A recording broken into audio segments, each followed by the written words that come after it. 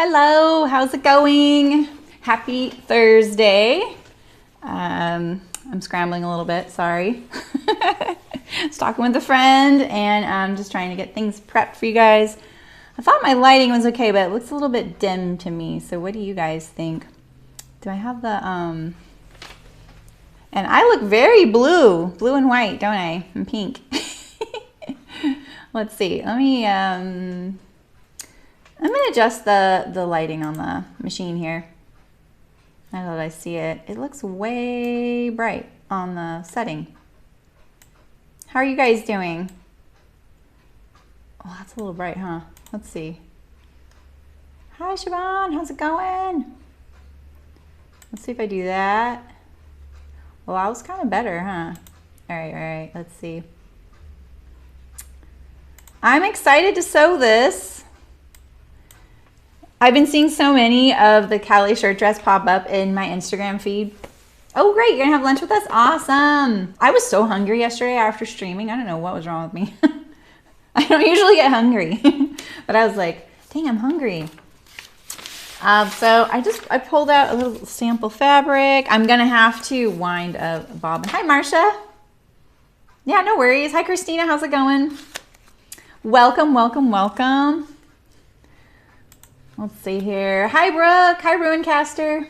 Oh, thanks. You know, I hardly ever wear it, but it's so cool. It's like one of the first things I ever bought on Etsy from a gal in Scotland. It's big and kind of hangs low, so, you know, I just kind of try to remember it, you know. I like necklaces. I don't really wear anything else because my ears itch now anytime I put, no matter what I do. I've heard all the tips and tricks and blah. Just puts me in a bad mood by like 1 o'clock if I'm wearing earrings. But I love them. I have so many amazing earrings too. I'm going to take a look at the popover placket here. I was thinking that maybe it would be a good idea to just sew one before I put it in my dress. But I want to see these instructions, how they do it, because it looked a little different than anything I've done before. And I don't want to have to be reading too much with you guys, but I might be, you know.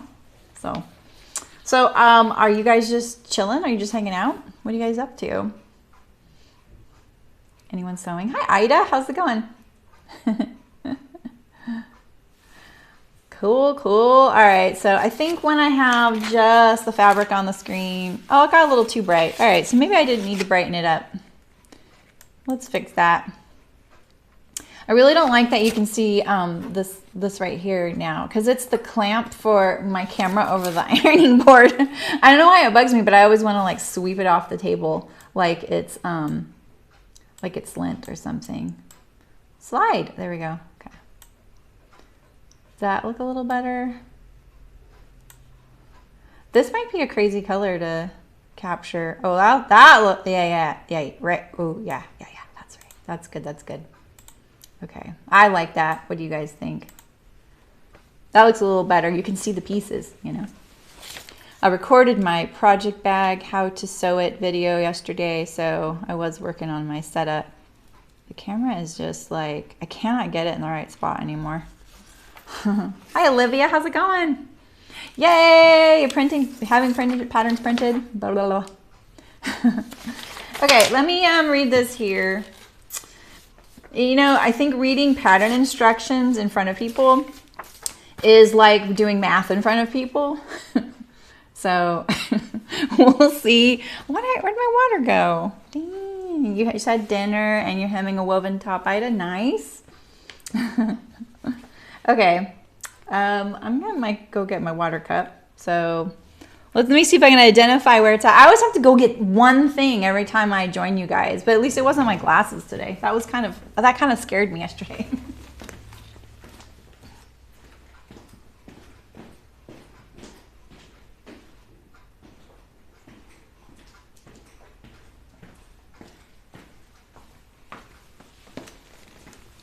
Dang, I feel like I really need to clean my table. Look at it, it's terrible behind me.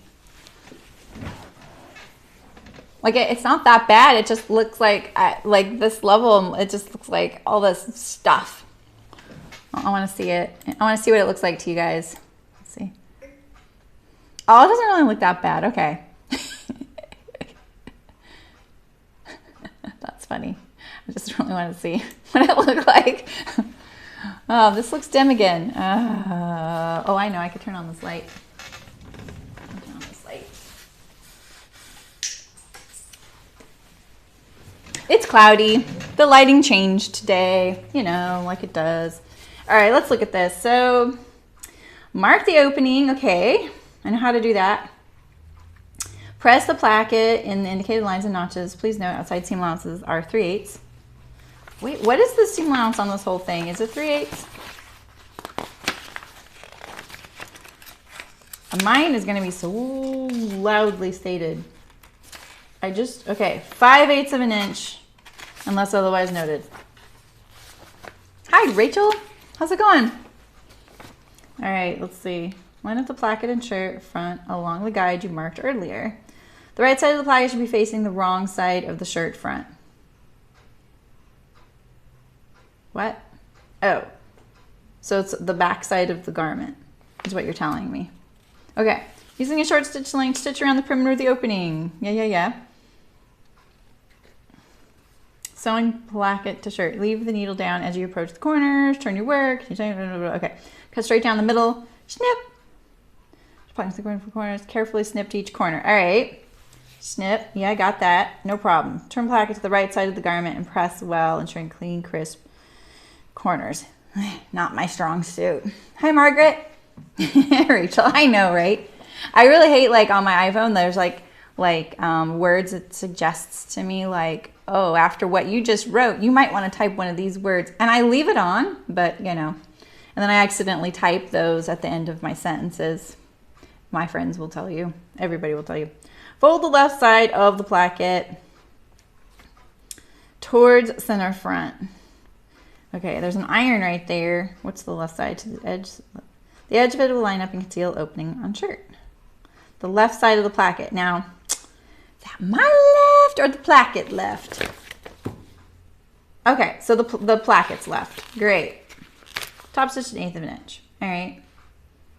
Stop around the little triangle snip. Okay. Folding the right side of the placket towards center front. Tuck seam allowance under.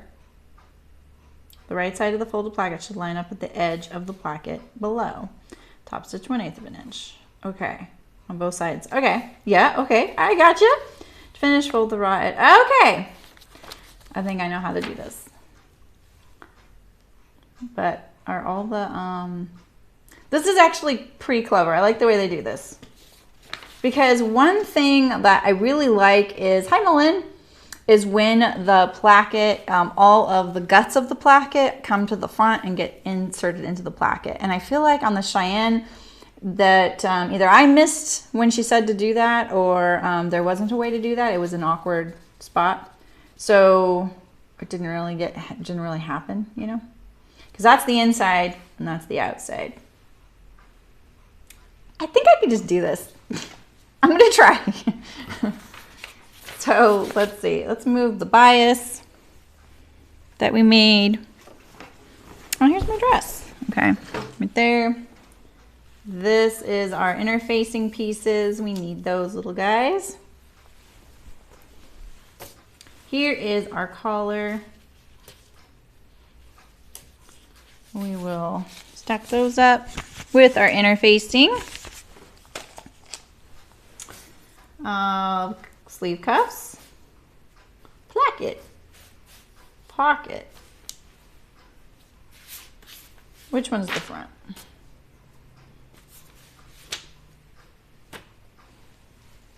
Sleeves. And let's see, this one, yep, this is the front. Okay, so this is the back. Okay, and then here is my pocket. All right. Little pieces on top. This is sample fabric. I actually feel like maybe I could, oh, I did just change needles yesterday. Let's see. That looks pretty good. All right, here's my placket. So I might regret not having fusible interfacing, you know. So this is the long one, this is the short one. All right.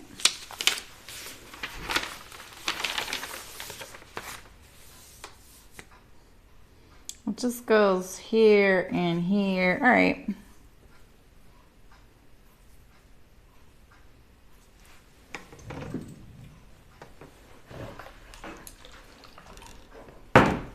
Iron still almost hot, so we'll iron that around.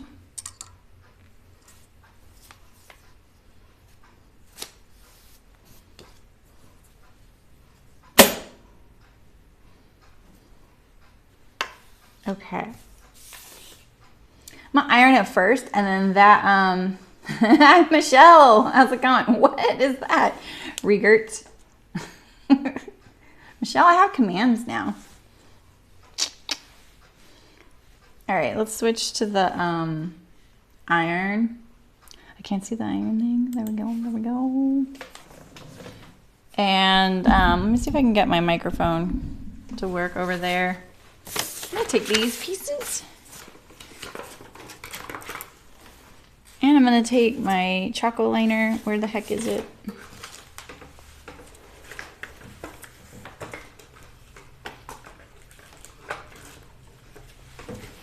Where's my chocolate liner?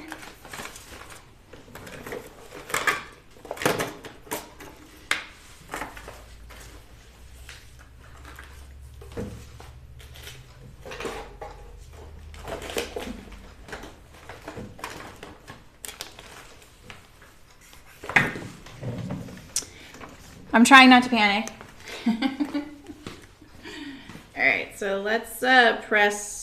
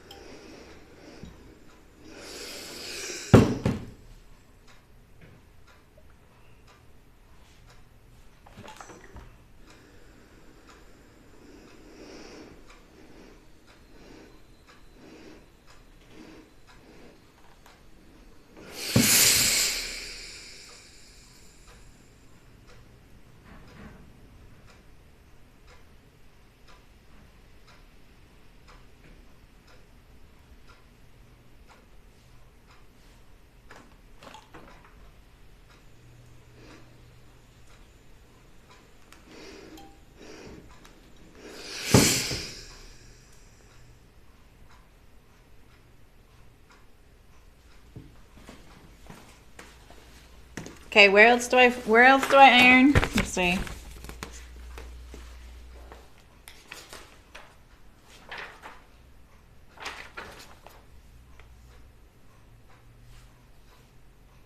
Okay.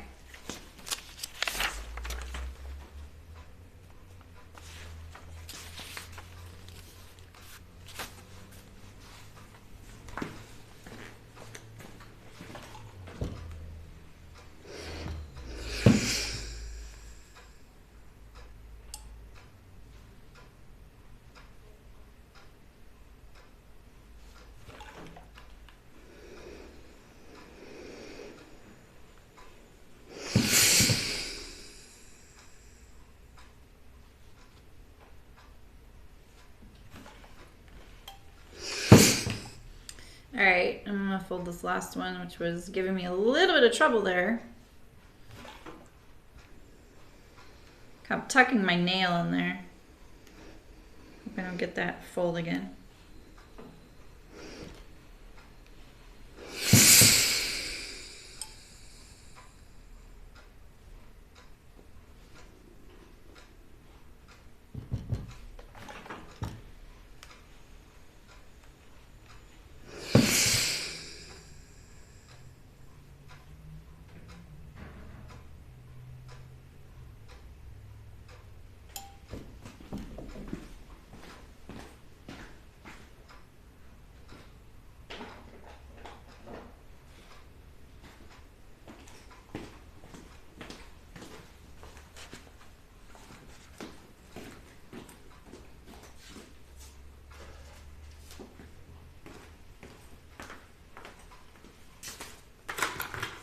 I'm just looking for my chocolate liner, guys. Sorry.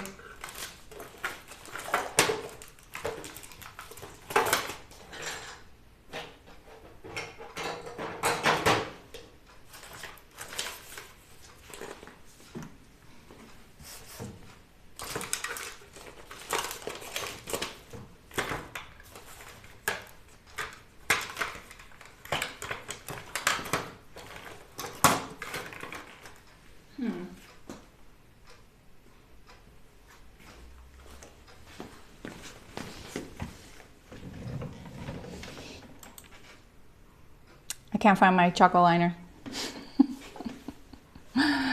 Oh. Oh, right, Michelle. I have seen that tattoo.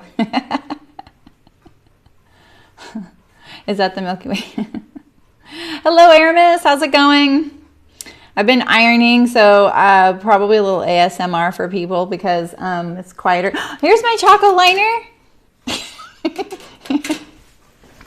Thanks, Aramis. You helped me find it.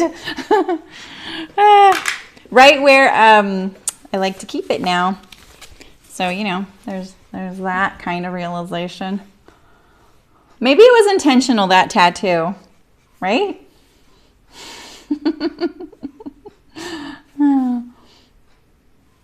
Oh, that's cool. You do burn your fingers, Rachel. I know what you mean. I know. You're Googling. Okay, Malin. Yeah, pick up your daughter. Where's the watermelon? Yes, yay, you, Aramis. You know what? The weather turned to shite here. So the watermelon hasn't been, like, top of my mind to eat. And on top of that, my grocery store is kind of failing. Usually they start having watermelons like in April, and I don't buy them because I really want ones grown here. And so they had some the other day, and I was looking at them. I was like, these aren't ripe. So if you guys want to know how to pick a ripe melon, you always ask me. And I'll tell you, don't thump on it. That doesn't mean anything. Look for, you know, like that yellow spot on the watermelon? You want the yellow spot. Don't avoid the watermelons with the yellow spot. You want a yellow spot, and you want it to be as buttery yellow as possible. So butter yellow. So there's like pale ones, pale yellow, but go for the butteriest color. And heavy. You want it to be heavy, and you want that yellow spot, and you want that yellow spot to be buttery. That's how you pick a watermelon. You're welcome. I see people pick them up in the grocery store, and I just want to be like, that's not ripe. And on top of that, watermelons do not ripen further on the counter. But I do feel like once you cut open, the sugars in it kind of develop a little bit better. Watermelon is the best snack. Absolutely. The big white rind. Michelle, that might be a variety.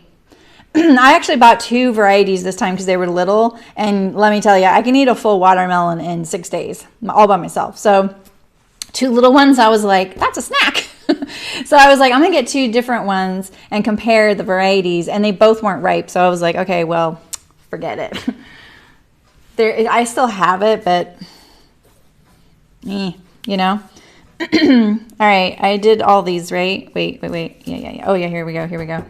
Okay, so let's mark this because I'm procrastinating now. That's what I do sometimes. Even I procrastinate. Wednesday. Oh, dang! Challenge accepted, Aramis. No, I'm talking full blown, you guys, all by myself. I bet your families help you eat yours. Yeah. Yes, right, Megan? I know. I love fresh watermelon. It is kind of hard to do. So sometimes when I've grown it, I ended up pruning off all the flowers except for like 2 so that I get 2 watermelons because in where I lived, it wasn't really prime watermelon growing area. Okay, so let's see. I'm only going to mark this on this piece because it's the only piece I can see when I'm sewing. So why is that so much whiter there? Okay, wait. Did I not iron these in the right spot? Interface to here. Wait. Okay. Right? That. Yeah. Oh, I didn't need to iron that right there, did I? Yeah. Okay. Let's make sure I got this.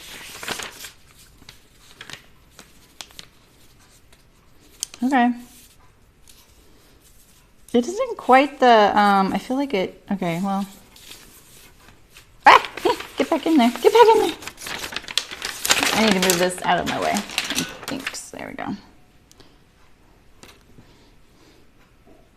You make sure your kids aren't here. Well, no one in my family likes watermelon. It's awesome. So I cut the whole thing up and I put it in a tub and I could just eat out of it, and I eat a lot of it. I think I ate 30 watermelons last summer. I stopped counting at like 28, and that was like in August, and I know I ate a bunch more till like October, till they just started not being okay. And then, you know, I feel like it's like that scene in The Lord of the Rings where Gandalf is standing there going, now we must face the long dark of Mordor. That's how I feel about the end of watermelon season, you guys. The long dark of non-watermelon season. I know that's still probably a little nerdy, but it's the truth. Okay, so the thing is, you sew this from this side. And the pattern piece is marked on this side. Wham! Because it's right side to wrong side. Correct, right? That's what we read? That's what we read, right? We sew it right side. I feel like I know how to do this, but when I'm in front of people, I doubt it, you know? So let's see, I'm gonna make sure I do it right. Okay. The right side of the placket should be facing the wrong side of the shirt. So, yeah, okay, so, great. All right, so I'm actually gonna fold this along the marking lines. I'm just gonna do one side and then I'll use my ruler for the rest. It'll be easier that way. My placket, by the way, has I feel like it shrank a little after I ironed it. Because look, if I line all this up, look at that. Oh, maybe not. Okay, maybe I'm just lame. Okay, let's see.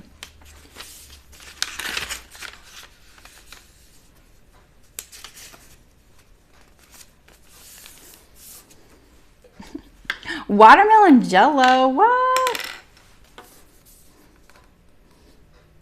Oh, wow, Ida. Yeah, exactly. I know. Once you have, like, that's, like, where I live, strawberries are everywhere. There's people on multiple corners selling strawberries. And I grew up, like, eating a lot of strawberries. And now I'm just like, no more. I'm over them.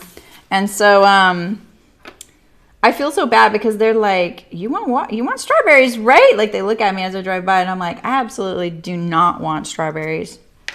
But if you had watermelon, maybe. But I try to support the people that are certified growers too.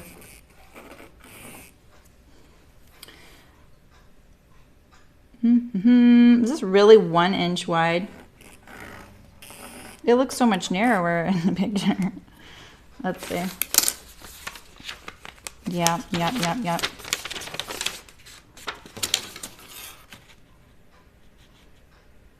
It's a little bit more than 3/4. Let's see, let's do this.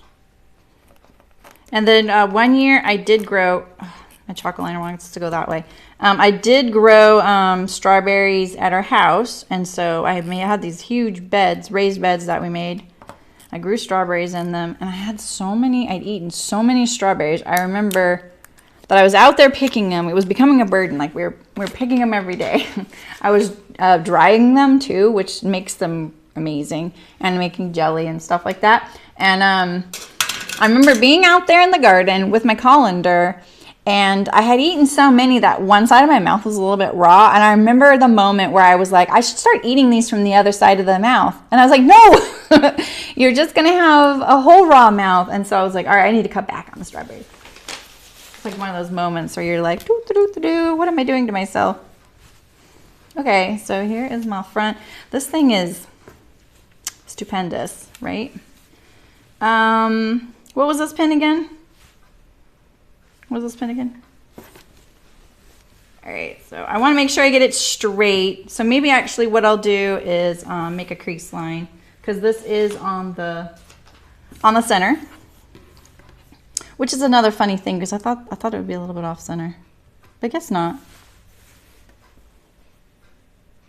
We'll be sewing soon. Sorry, guys. I know I should have done this without you, but I know you probably also want to see me do it, and I'm just as awkward as anyone doing it. Mainly because I have to do it right here under a little table, under a camera, on a little table, sitting down. Okay, so this is the wrong side.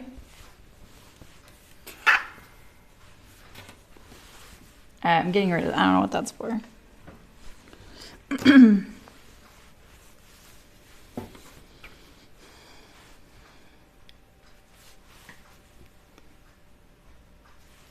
I'm going to center that on that crease that I just made. I'm centering this box. And I'm going to look at the instructions.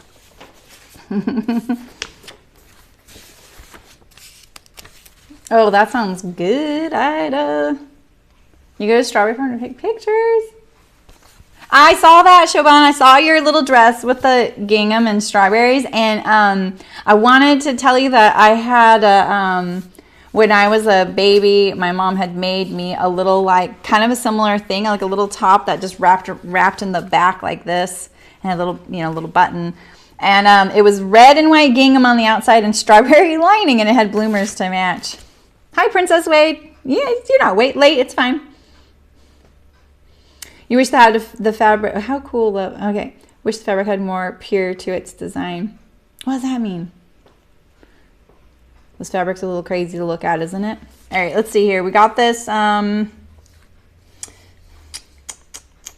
blaming all this on you if I do this wrong, just so you guys know. Okay? Yeah, the setup is the harder part. Yeah.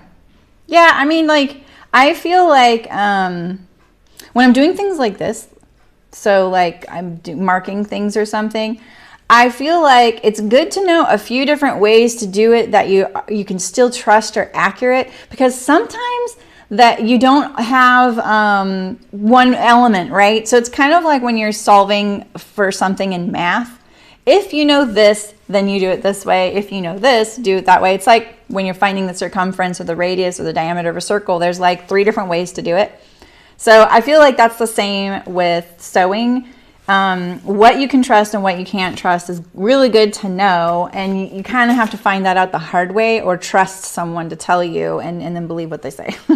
So I'm not sure I have photos of that, but I still have it, pretty sure, because my mom gave it to me, so I know it wasn't lost in the fire. I have it, but I think I have it tucked away. I have to admit I'm not very sentimental, but I kept that.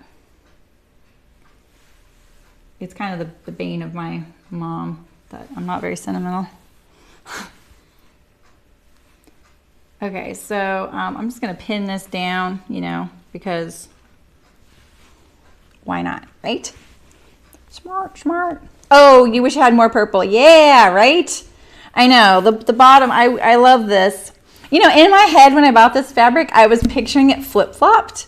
Like most of it would be purple in the middle. So I was a little like, yikes, when I pre-washed it and put it on.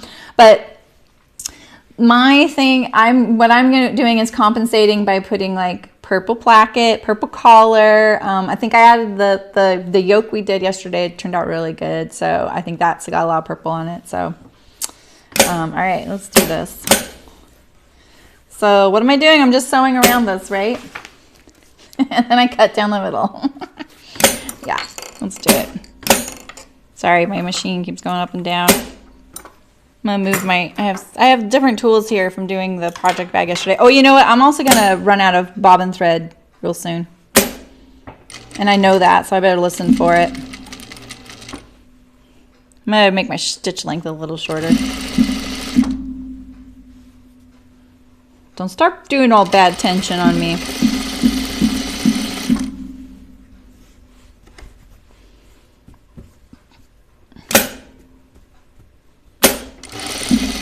I don't want it to get crooked. One thing about home sewing is when you start shopping for clothes, you really start noticing the flaws in store-bought stuff, you know. Especially budget clothes, you'll see the placket kind of. This fabric is so lightweight. I don't think did I backstitch? I didn't, so I think I will. All right, there we go. Habit. All right, let's cut. I'm not shy about cutting. Okay, so let's see. Here's the important part. You want those corners to be really crisp.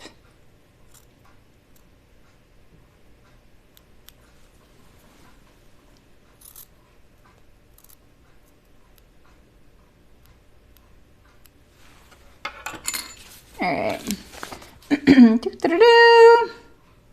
Now we press. Yeah, should I rethread the bobbin now? You're smart. You're smart. You know, Aramis, there's still people that do that, though. There's still people using well, in other countries, making our clothes, a lot of those people are using paddle-driven machines, you know. But not a lot of them. There are a lot that do. But there is a lot of machines today, like some of the, isn't the featherweight? No, the featherweight's not pedal-driven. What's the one that people really like? And a lot of the heavy-duty machines, you know. You got to get your steps in somehow, Aramis. How's a woman to do it all? Stay thin and do all the sewing and the cooking, you know. She's got to, like, you know, get her exercise in. Maybe you could hook it up and power the TV too, right? All right, let me put the iron cam on here.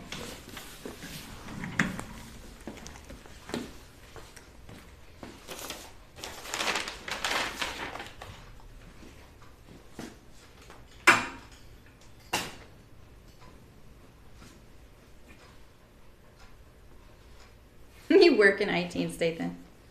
Okay.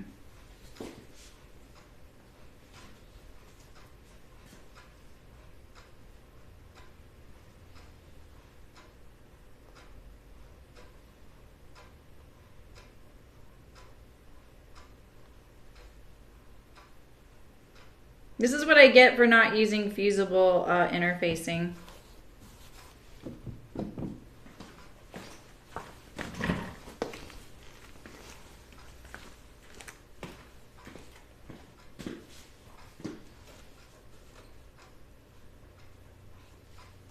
Oh.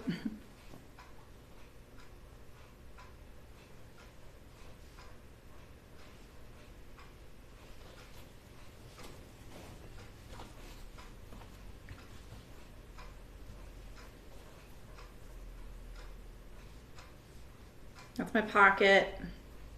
Come here. There we go.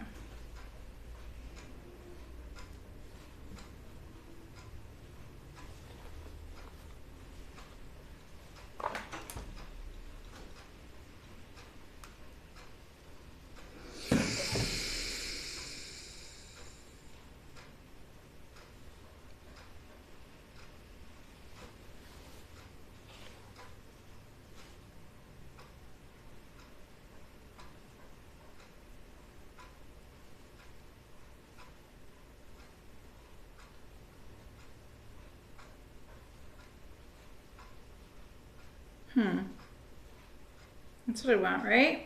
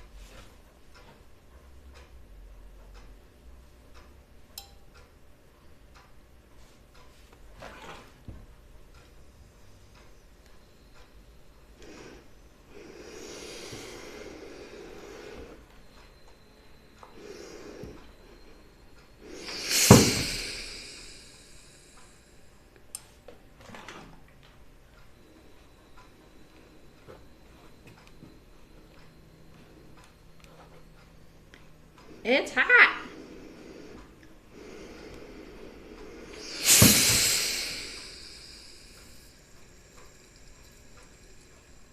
That goes like this, right?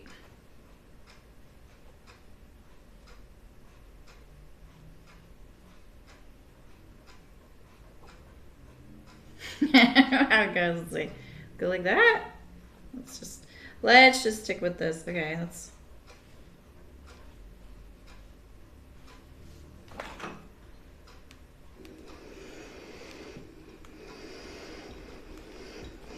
Okay.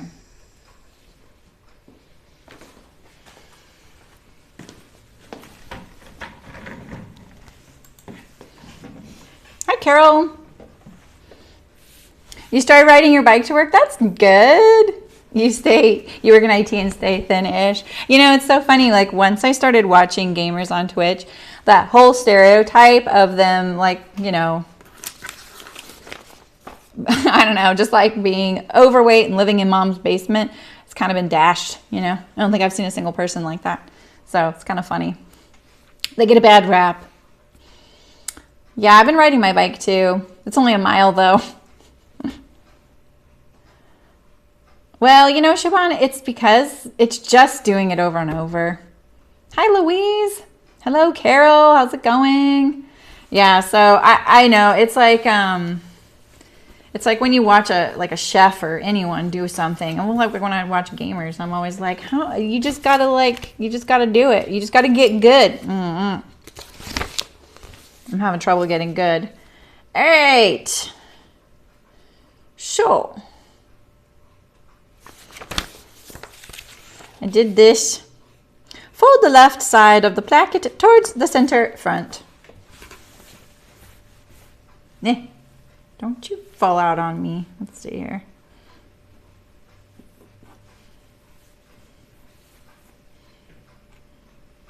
The left side. This is the right side of the garment. This is the left side. Fold this left side towards the center front. That's what I think we do, just like this and like this.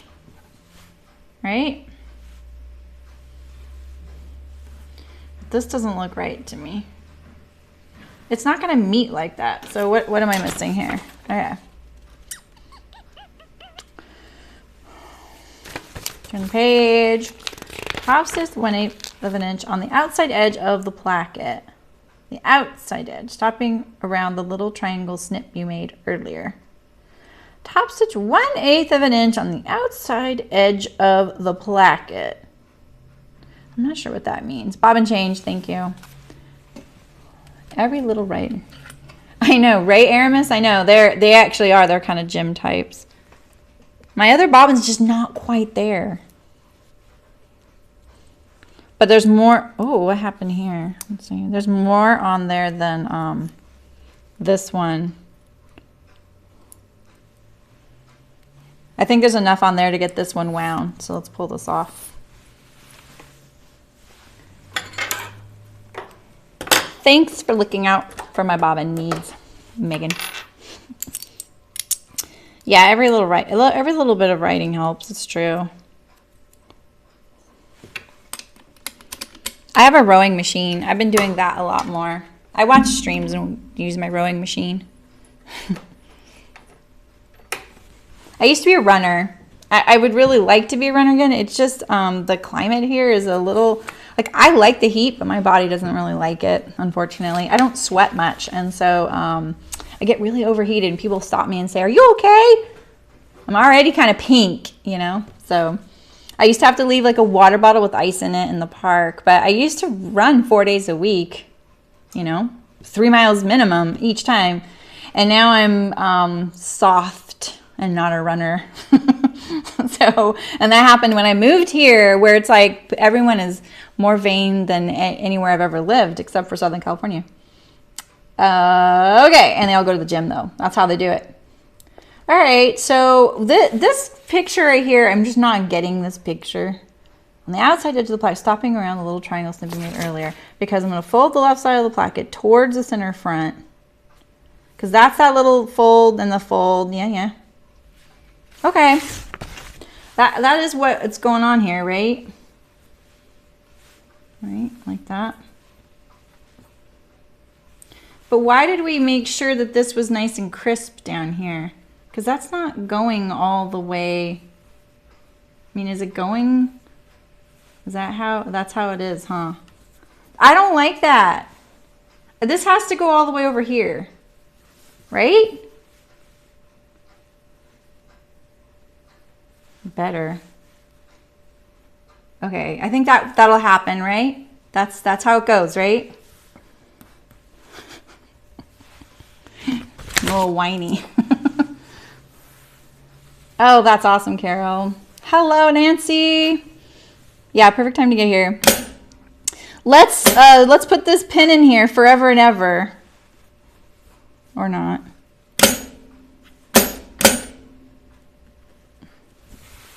Sorry. I'm sorry. I'm so bad at my presser foot still, even though I've had my machine almost a year. So just so you guys, if you guys don't know, you can actually put exclamation point noise. That's what that'll explain it. My machine, my presser foot's controlled by my foot. So when I tilt my heel back, it lifts up the presser foot, and when I let go, it goes down. And then if I'm holding it up too long, it gets impatient. So probably because the machine's like, I can't hold this presser foot up any longer. It's heavy. It's pulling against me.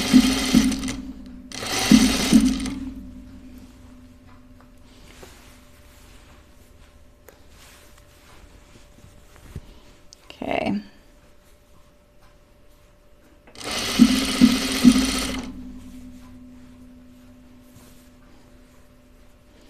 Stopping where? Look at the finish. Yeah, it does. Yeah. The finished picture doesn't have the popover placket on it. Yeah. Okay, around the little triangles, so stopping around the little, stopping around.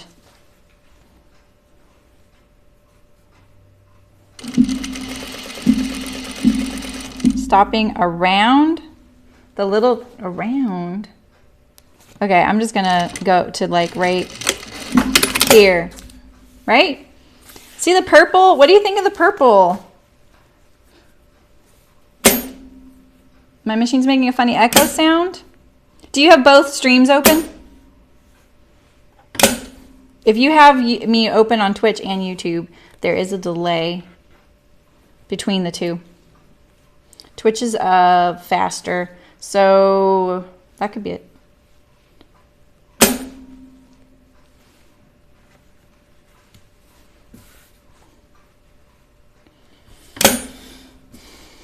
All right.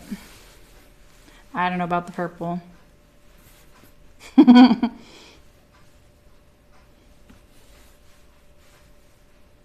Okay, this is how I think it goes, but I want to see, does it line up when I do that?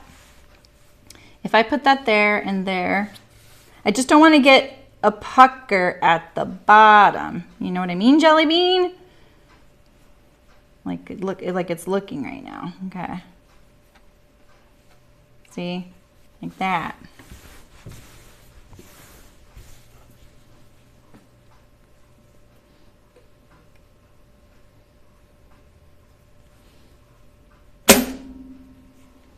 See? You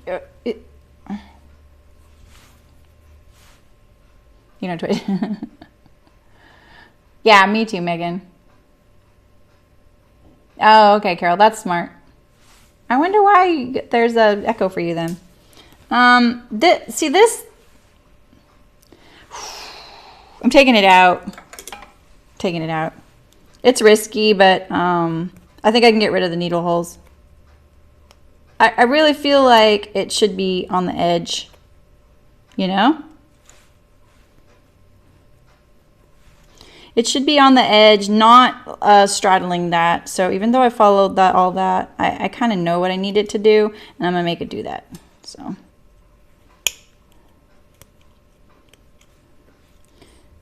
Right, right. Now's your chance, Nancy. You got your command for when I get the seam rubber out. I'm not not sure I should be blaming that one on you, though. Wasn't it someone else that suggested the drinking game every time the steam ripper came out?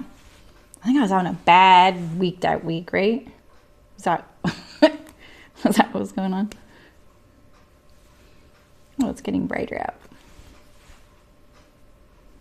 Okay, I'm just going to take a little bit out and I'm just going to see. So if I do this, we could do this. I'll take my foot off the presser the thing for you. And then I do this. See, then it'll line up.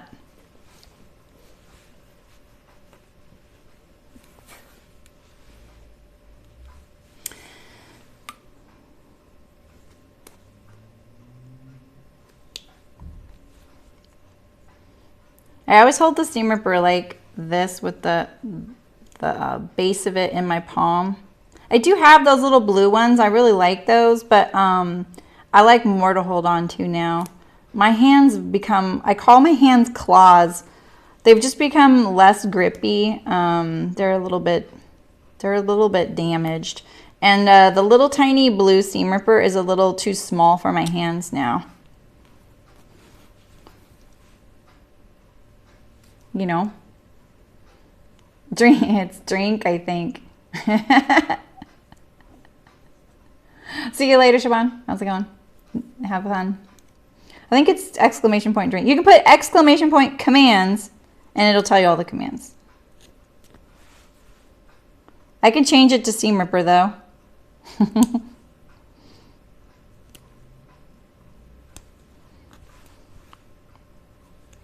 I'm going to make you guys hip on live streams the last thing I do.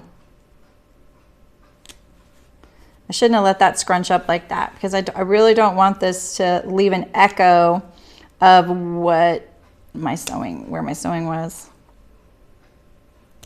I feel like I followed the directions though. But maybe I shouldn't have pre-ironed, you know?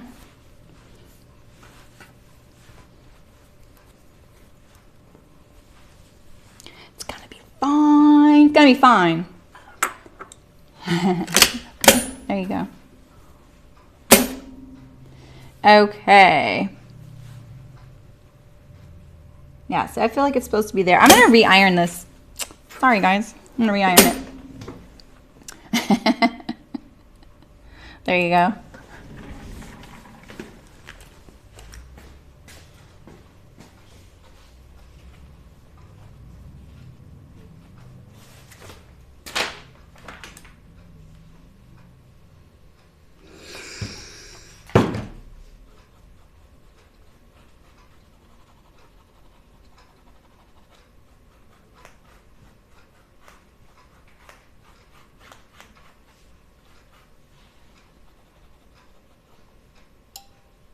Oh, that's printed.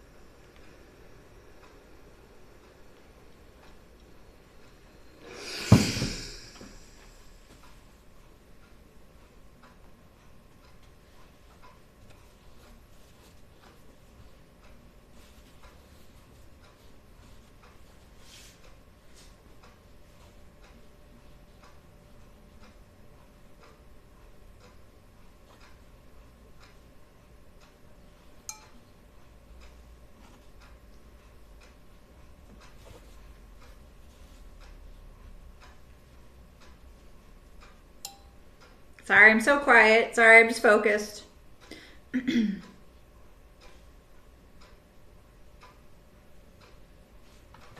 is already looking better though, right? Can you guys hear me okay? I can't tell if you can hear me either. That's why I don't talk a whole lot over here.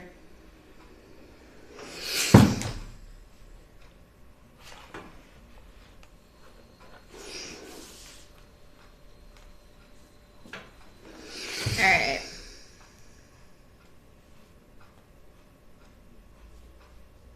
I just pinned my thumb to it. Okay.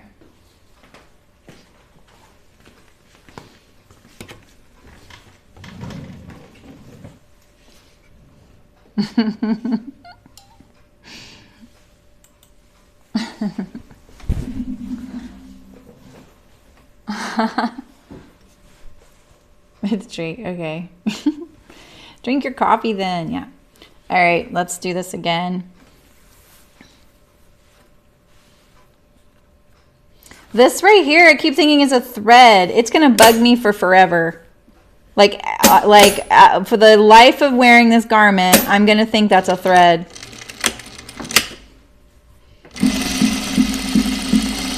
I started from the bottom because I can see better. I like being able to see my work right here. Make sure I'm covering that up. All right, we're back in business now. Let's get this done. Okay, let's see. Let's do the side now. And this side I do both edges, right?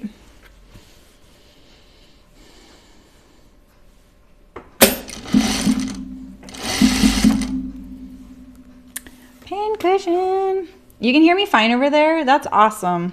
All right, I'll talk to you guys more when I'm over there. I won't ignore you. I need some like Jeopardy music in the background when I'm over there. Doo, doo, doo, doo. You know? Okay, so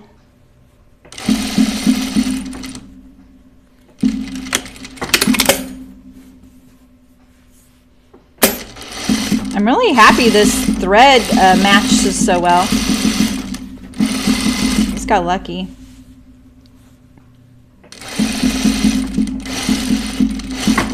I don't need to backstitch that because it's going to get turned under. So your next step is to finish the bottom with the triangle doohickey there. See that? And I think like when you shut the placket, you want to make sure you're not getting any puckers down there. So you see that? It looks really good. One thing's great about fabric like this, it's really easy to beat it into submission. It's cotton. Yeah, it's just a cotton long. It's not an echo, it's a thumping noise in the bottom of a drum. Is my microphone maybe touching something?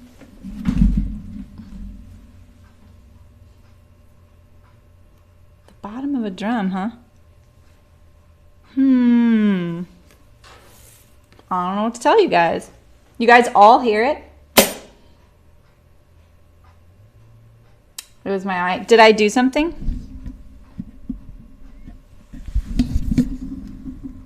There's all kinds of settings on it, but I'm scared to touch them when I tapped it just now. So am I touching it? Is that it? I can't hear it. Please show you how I made my pin cushion. You want to watch me struggle to sew something? This is it. I'll have to dig out the pattern and see if I can fix. Look at this is a second. Can you see why? It's a microphone noise. Let me turn it off and on, okay?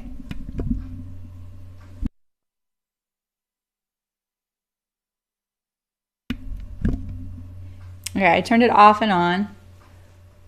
Let me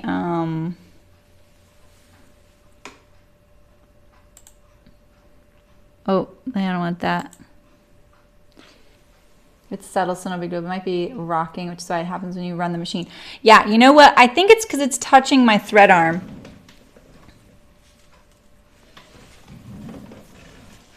That's why, that is why I don't, that's why I have so much trouble with the cameras. I can't, the cameras can't be on the machines, so they have to be mounted to things around the machine because otherwise the cameras would vibrate no matter how steady my machine is. So I'll have to see if I can figure that out. And I'm sorry, you guys. I've been moving stuff around so much lately because it's not touching the thread arm right now. So let's see if I can fix it.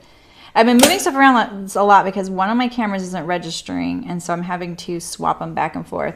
This is looking so good. Okay. I'm gonna pin this closed so that I know it's not gonna pull apart up there while I'm doing all this adjusting. And so you see in here, let's see, can that come out or no? I think it stays like that. Yeah, it comes inside. It comes to the front. So all this goes to the front like that. I'll show you from the inside just a second. Hi, Malin. See, so all of it's clean on the inside. See that? It's all poked through this little hole right here, just in case anyone is sewing this. Let's get rid of these threads right there. This looks really good though.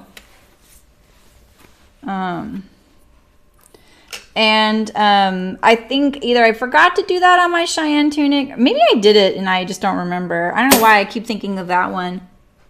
But just remember when you're doing this and you're lining it all up that your plackets need to be one on top of the other. You can cover up that original edge that you sewed it on. Yeah, I didn't get it spot on, but I wasn't really trying, you guys. I have to admit. And no one's going to see the inside except you, and you're never going to look at it again once you put it on, right? So yeah, pull all this to the front. Get rid of these little threads, and then you get to shape the bottom of your placket however you like. So, you know, usually what you do is you just fold one corner to the other and then the other corner to this side, and that's all you do. That's your triangle. Because then it gets the most symmetrical if you are careful in how you fold it up, like this. And fold it like that.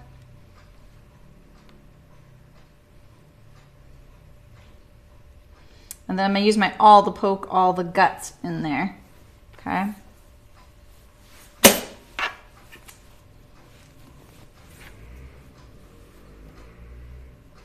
But what I'm going for is a symmetrical point. So I think what I'm going to do actually is I'm going to trim this little edge here.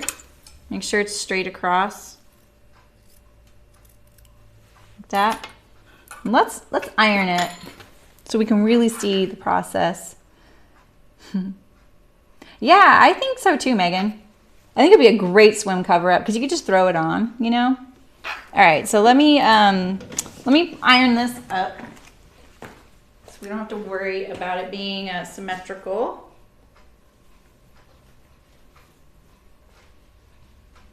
Because it's going to be.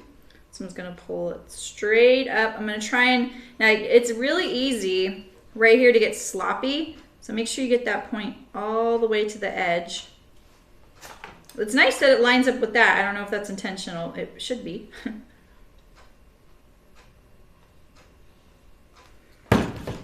And now do the same again,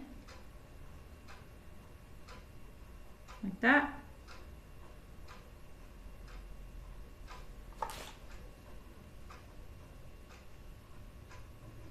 Let it know who's boss, you guys.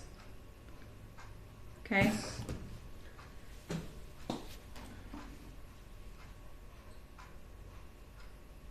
There we go. We'll get rid of that thread when we get near the scissors. Oh, here we go. It just came off. There we go.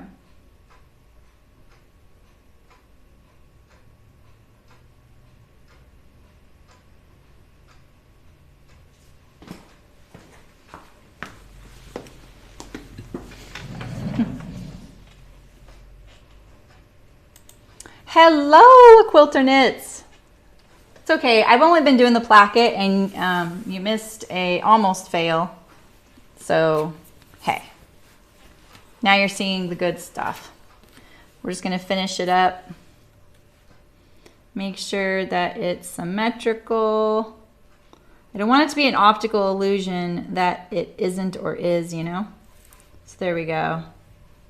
That looks pretty good, you guys, right?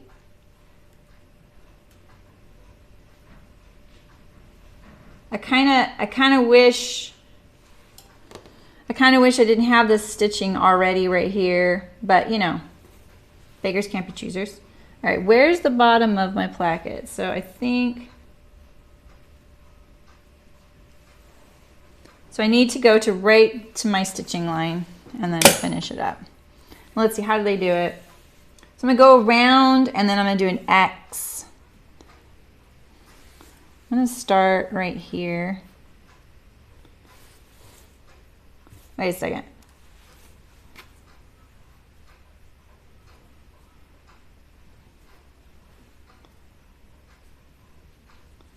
I'm seeing this right here and I'm like, what's that?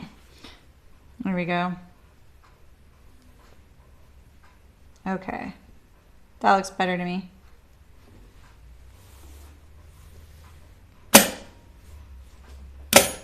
You just finished your placket? Nice! I know, once you get this part done, it's like the rest is easy peasy. Are you doing the collar or are you doing the stand only? She won a prize! That's cool.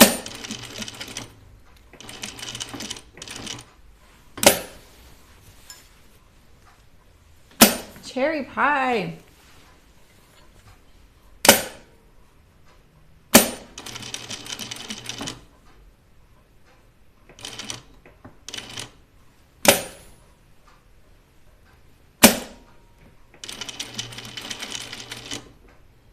Ooh, did I get a pucker there?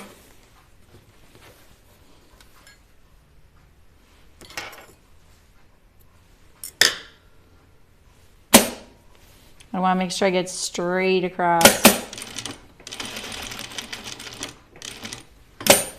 Now this isn't attached on the side, so I'm going to do this.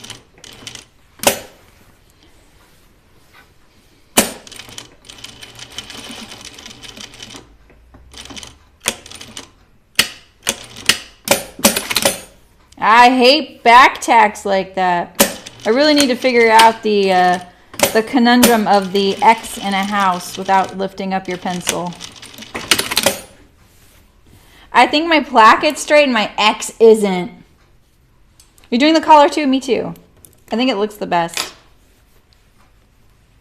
So wait. I could have put that in there a little better. Let's see. I'm going to trim that. There we go. Let's look at the inside. Nice and clean.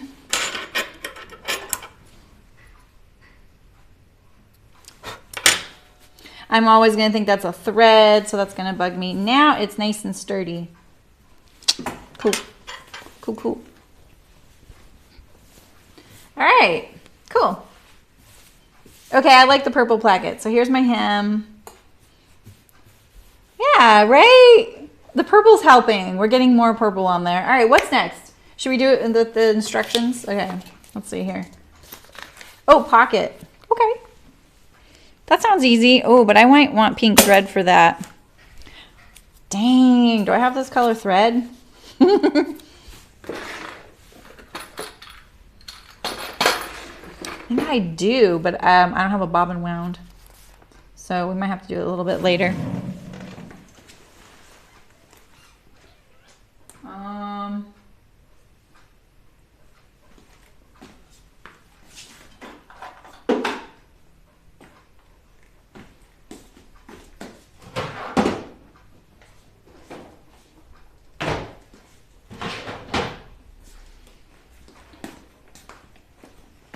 This is my like home sewing thread thing, because you can hang it on the wall and then all your spools stay nice and organized.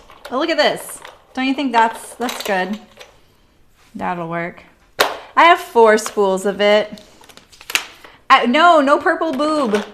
No purple boob, Nancy. We discussed this. I'm gonna start winding one of these as a bobbin, and then I just need a little bit, and then yeah. You guys are terrible. What was that? Oh, it was a little sticker. Okay. Oh, this little spool is so tiny. Did I get rid of the thumping, you guys? You didn't tell me if that worked, so I'm assuming it didn't work. Okay, I've almost got a full bobbin. Oh, this thread's so lightweight too. Okay, I need a bobbin, and I don't have one. I'm gonna have to do. Well, here I can take this off. Oh, you guys want to see this box? I just got it at like a big fabric store. I have two. Yeah, so it's got a handle like this. I think they're really affordable. And then, yeah, you open it up. And then you can, you know, hang it on the wall. So it's fixed. Yay. Okay. Yeah, and my little clasps here are like this thing is probably 15 years old, but I've still seen them. You can't put big spools in here. I don't mean like cones. I mean like you can't put these. Oh, stop that. Like these. You can't put these big guys. These are all my denim threads though, so I just leave those there. And that little doohickey came with my table that my home sewing machine is in. So like I have a table where the machine goes down and up.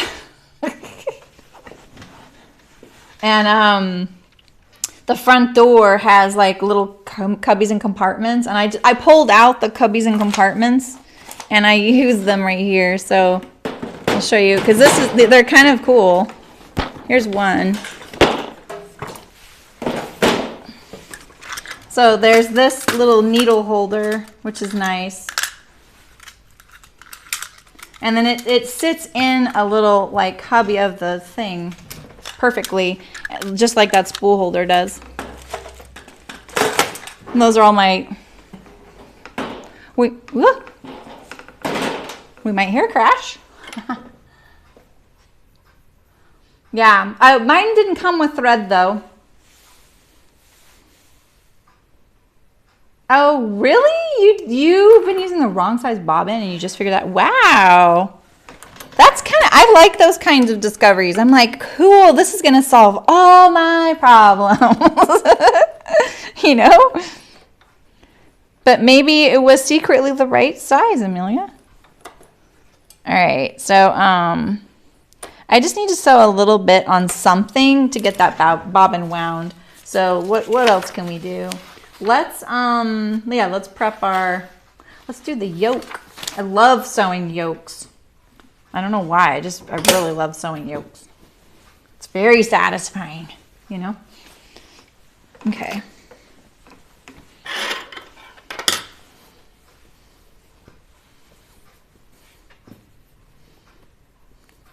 Let's sew it to the right side. It's a box pleat, right? Or inverted.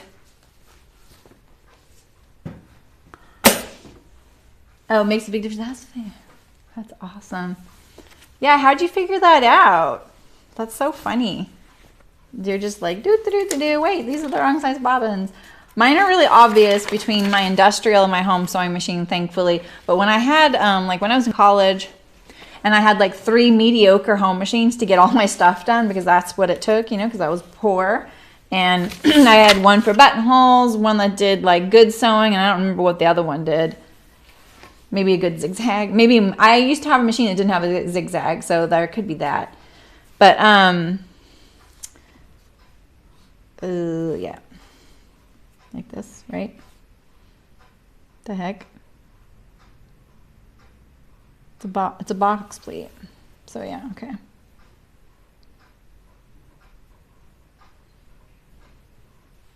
Yeah, then I had trouble keeping track of my bobbins sometimes. Two of the machines were the same and the others weren't. Reading the directions is not going well for me. Like they're fine. They're just I know what to do. I need to stop looking at them. It just makes me kind of go, oh really? And then I kind of doubt it. I'm always tray awkward doing pleats too. All right. You gotta love a big fat box pleat. Before I sew down, I'm just gonna make sure that I got the right. So the funny thing about pleats is there's a lot of ways to interpret them sometimes, and it's really easy to line up the wrong things. That looks like the right thing. Perfect. So let's stitch it down. I'm making sure that the folds meet down here too, so that the pleat doesn't kind of do this one number. You're gonna do inverted. I like inverted pleats too. Now you're making me want to do inverted. Oh yeah, that right, Nancy. I know, little plastic bobs. Like I don't get that. In some factories, they use paper bobbins. I've started seeing those for sale.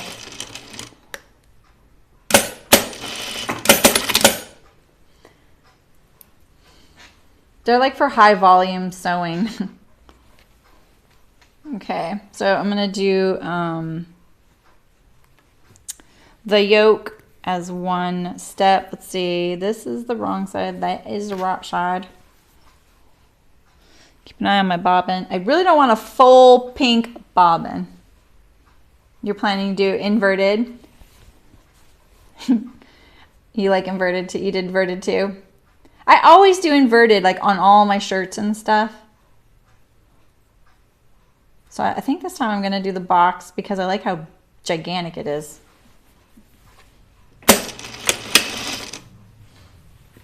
All right, so I've got 3 layers here. I've got my both my yokes. And now that I've got it like on the machine, now I'm gonna kind of line it up a little better. Wait, it's 5/8 inch seams, right? Yeah, I know, it's I just did it at a half. Womp womp. Good thing I'm not setting in a sleeve. I would miss that 1/8 of an inch in the sleeve. Okay, so there we go.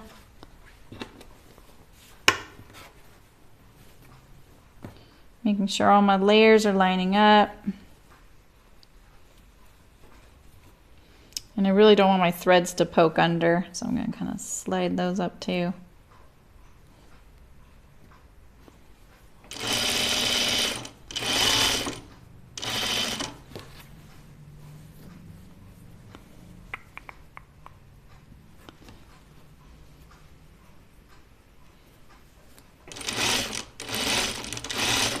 There we go. Sometimes the lighter weight fabrics are a little finicky. Because they're still kind of grabby, but they're so lightweight, you know?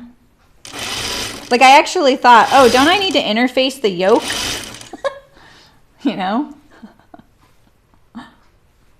Oh my goodness. Yeah, I don't blame you, Carol. I hesitate to even have an opinion about them because I feel like the paper bobbins have changed a lot over the years and the reason people use them. Because originally it was like a budget thing to do, but now I don't think it's such a budget thing. It's an added expense, you know? So, oh, you thought it was too, oh, you missed the first part. But you can, if you're sewing this and you need help, at least you can fast forward now through the bits that help you, you know? Yeah, I know, I do too, Olivia. Pleats are, I feel like there's so many options. I'm always like, okay, what are all the options? I should just not think about the options, you know? Is that purple from the border? Yeah, so the fabric has a border on each end. Yeah, so here's my hem of my dress. I don't know if this is the length I'm going to do. It could go up or down. It's a lot of pink, eh? It's a lot of pink. I'm going to sew my Yeah, I'm gonna sew my yoke to my front now just to get more pink bobbin on the bobbin so I can do my pocket. And then I'm gonna press it as well. So this is the way I do my yoke, is all in one, so I don't have to like turn under an edge. I don't know how they teach you how to do it here. They probably, yeah, they do something called a burrito method. So this is how I do it. I line it all up so I don't get confused. Right, so there it is. This is my front, right sides together with my back. All my shoulders are lined up, and so I take the two that are against each other, and then I take this one and then I just flip it. I'm actually going to do it from this side here, from the shoulder. No, I'm going to do it from here. So, and then I flip it right sides together, the under yoke to the inside of the front. I hold it right there. I can't really pin it. It's a little awkward. I line up just the first little bit like this at the seam line, 5/8, not half. It's important at the neck because we have the collar to put on. And 1/8 of an inch in the world of collars is enough to cause you a pain in the butt. All right, so here's all my craziness here, right? So it's like wants to fold in on itself. So this is my bottom one, so I'm gonna straighten it out. I just kind of go in order. I'm gonna do my front. I'm gonna line it up like this. And then here's my top back yoke, and it's gonna be a little more finicky. And we're just gonna pretend like everything's fine. It's not hard at all. You really wanna do this, so just do it and it'll all be over with soon, okay, yokes? So that's the way I look at that. Oh, my seam allowance is kind of dipping. Try not to pull because it is all on an angle there. All right, so I'm almost there. Home stretch, home stretch. Back tack, and so now you have this lovely looking like shoulder croissant, and then you just pull it out, and then boing, it's done. So then it's clean finished on the inside and on the outside, and you don't have to like do the fold under, you know, iron it and fold it. So we'll do it one more time on this side. Okay. All right, so sorry, it's a big old jumble. There we go. All right, so then here's my back right here, right? Here's my back neck. Here's my front. Right sides together. I pick up the two that are against each other. And then I take this one and I put it right sides together like that. Don't get confused on which edge you're sewing, right? I used to get confused on which edge. I'd get it all arranged and I'm like, wait, which direction do I go? You know? All right, and now I'm gonna arrange it. So here's my bottom yoke, straighten that out. Then where's my front? My front, it's like a front sandwich in a yoke. All right. I actually don't know how to do the burrito method, but I imagine it's really similar. I don't know what this is called. I just taught myself this because I hated the lining up part, and it just occurred to me that I might be able to pull it off one day because I was sewing a lot of tailored shirts, you know? Not tailored, I don't want to say tailored, just like Archer button-ups at the time. It wasn't that pattern, it was another pattern, but I just got tired of not nailing it. I got tired of failing, you know? Yeah, it's a magic show. Yep, and then you pull it through, it just pops out. Boink. So let's iron it, and then I'm gonna top stitch it down. And then, in fact, I'm gonna stop winding this bobbin because I don't want any more pink. Watch me need pink later on, and I'll be like, shoot, I should have wound that bobbin. All right, let me iron this.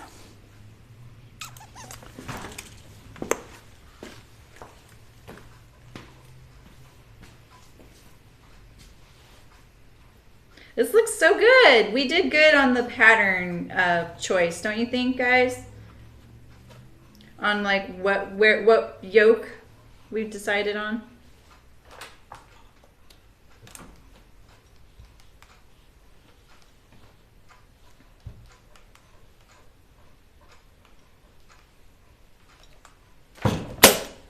You could get away with not top stitching your yoke if you do it this way as well, if you want a softer look. Like if you sew it the way I just did, there's no seam to have to stitch down now, you know? It's optional. That is one big pleat. I think I might want the inverted now. Uh-oh, what's that? Oh, I have a little tuck there. Dang, I haven't gotten a tuck in a long time. I have to fix that.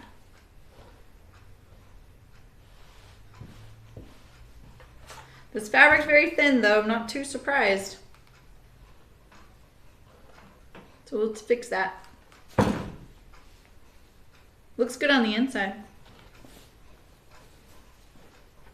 I want to get rid of this crease, it's bugging me. Because you know, the fabric wasn't folded right there, right? Because the fold was this way. I don't know why I'm getting a fold there. All right.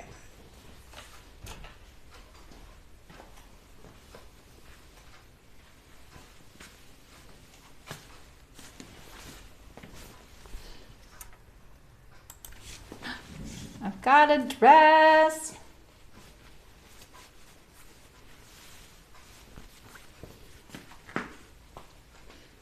It's looking kind of short. I think I made a tunic. It is pink. The clip is 60 seconds. That's good to know. Thank you for telling me that, actually. That's good. You find this easier than doing the burrito? Hello, someone here? Hi. I'm live right now. How's it going? Come back later. All right, sounds good. All right, so let's fix this right here. This little tuck was on the other shoulder, right? Yeah. Wait. Is it a tuck? I did make I made the longest one, but I think I cut it 2 inches shorter. And it was sitting on top of my collar. You know? I love the yoke. Oh, there's no tuck there.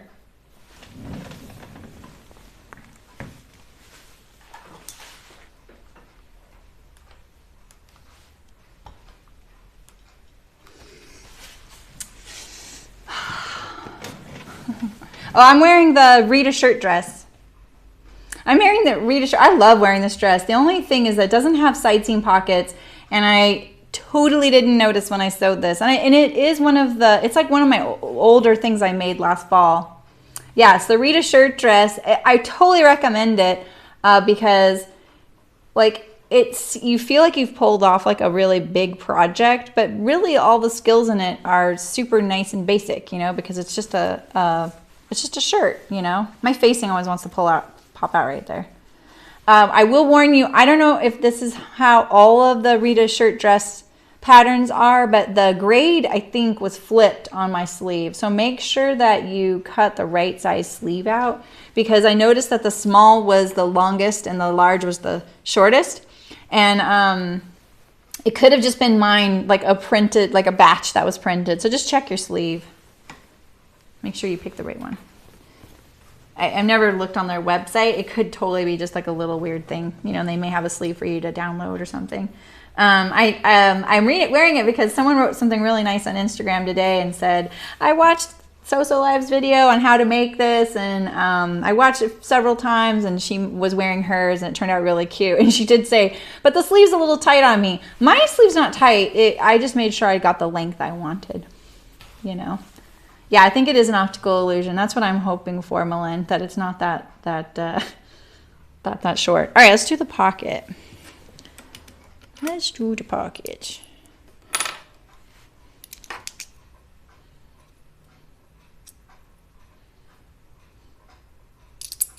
I don't sew as much now, and I noticed like the oil on my machine kind of piling up.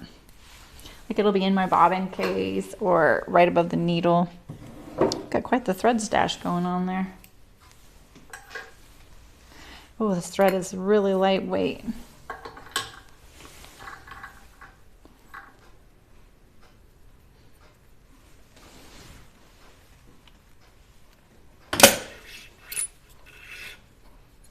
Match is really good though.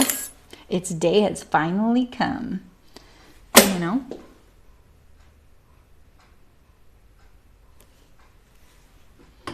All right, so what's this look like?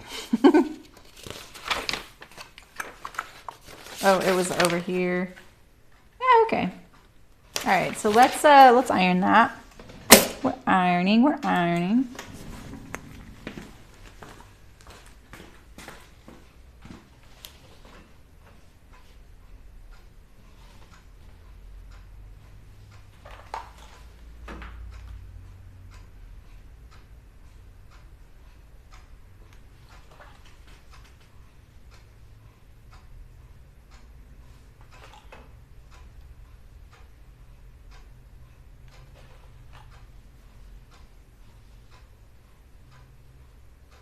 Here's the notch right here.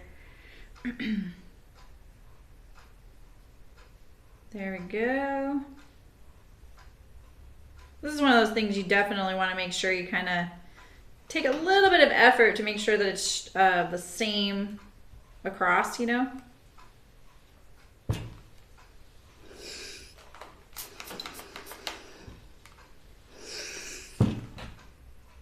It looks like a face. Like 2 eyes and a nose and a little mouth.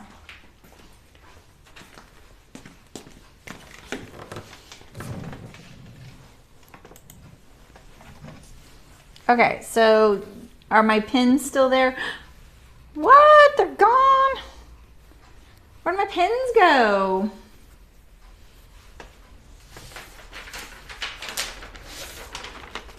Fine. All right. Oh, I can see one. Okay, wait. Let's see if we can see the hole. There's one right there.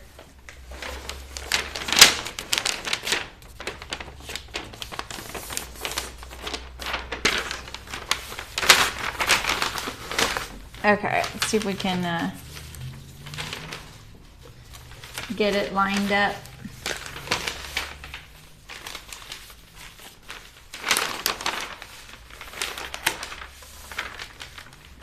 Okay, there's one right there.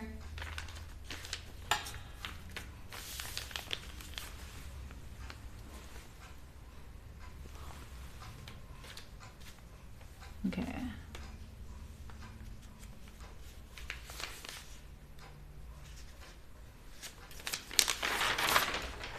No problem. Nothing's holding us back.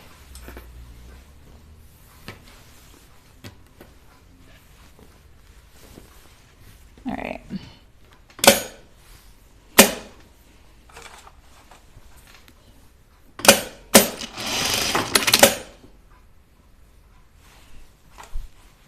I'm going to sew from the, I'm not going to sew from the top. I want to make sure I get my point. Let's see if that's in the center.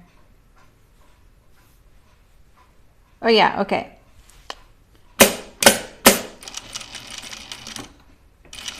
When I do things like this with lightweight fabric, I kind of pull it in a few spots to make sure that I don't get any twisting, torquing, rearranging by my machine.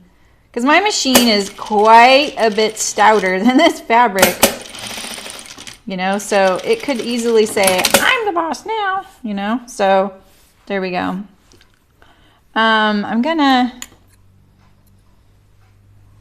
get rid of these threads here. This is why I don't back tack a lot of times. I don't like these threads pulling into the seam and you know, showing later on. So, and I didn't back, oh, I just almost cut my fabric. Oh. Yeah, so I'm doing the pocket now because I needed bobbin thread. So we did the yoke out of order so that I could wind a bobbin. Because my machine winds a bobbin as I sew.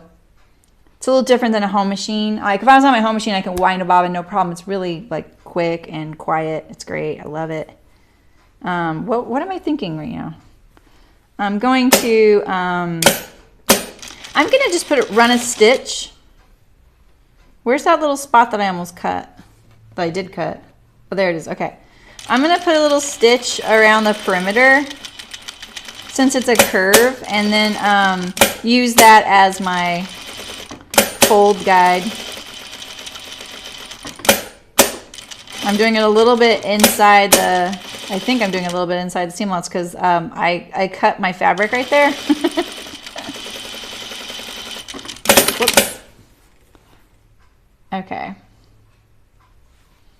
I'm going to pull it a tiny bit. I'm just going to pull one side, if I can grab it. Just a tiny bit.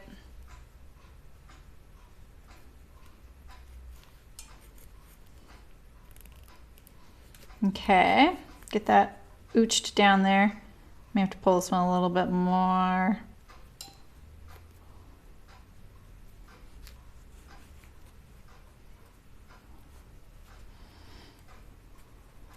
That side was nicer. Okay, so there we go. And then I'm gonna iron it along that edge. Yeah, it would be cute with leggings. As long as it didn't get hung up on the leggings, you know what I mean? I don't like that.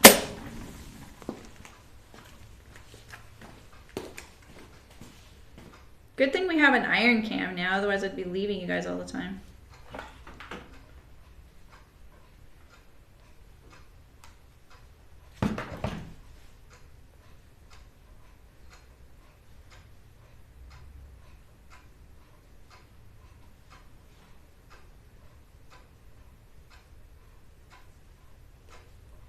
Make it a little bit more on the side. So I get, see that nice curve I'm getting now? There we go. Feels a little tight. I may pull it out.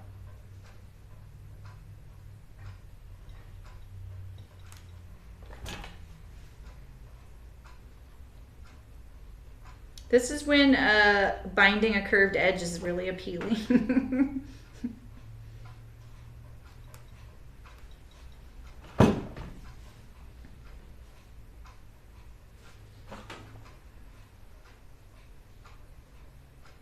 How far should we sew today? We'll finish it on Saturday.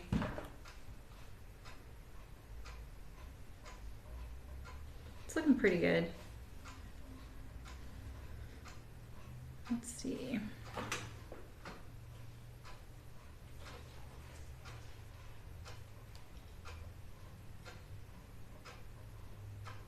It's already been an hour and a half. Okay, okay.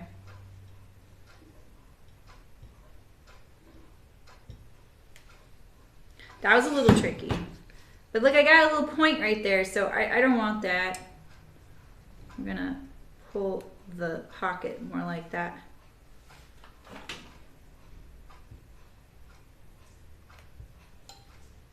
One of these days, maybe I'll actually get a manicure for you guys. Don't hold your breath.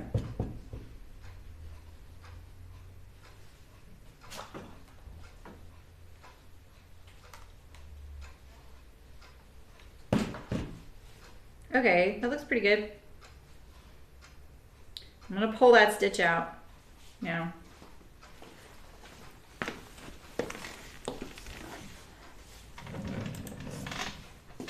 It's a wool mat. Someone asked that. Yeah, it's when I saw it at the fabric store, and I really hemmed and hawed on it, but I'm really glad I got it. I really love it.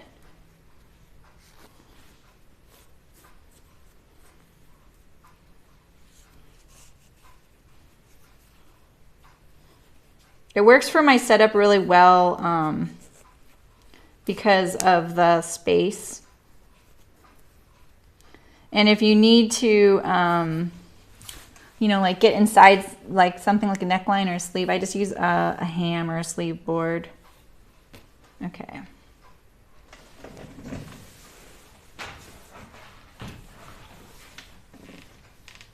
This is the large size they had, but there could be a larger one. And there's one smaller.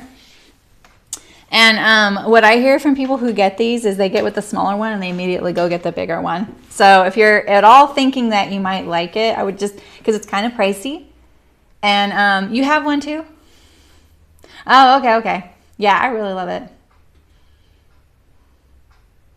Yeah, adding oh, there's no pockets on this dress, is there? Yeah, I've done that a bunch of times on here on stream. You haven't opened it yet.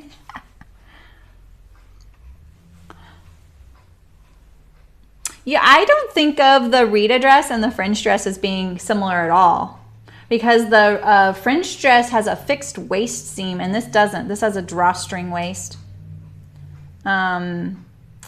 I would really like I think I want to make that French dress. So, and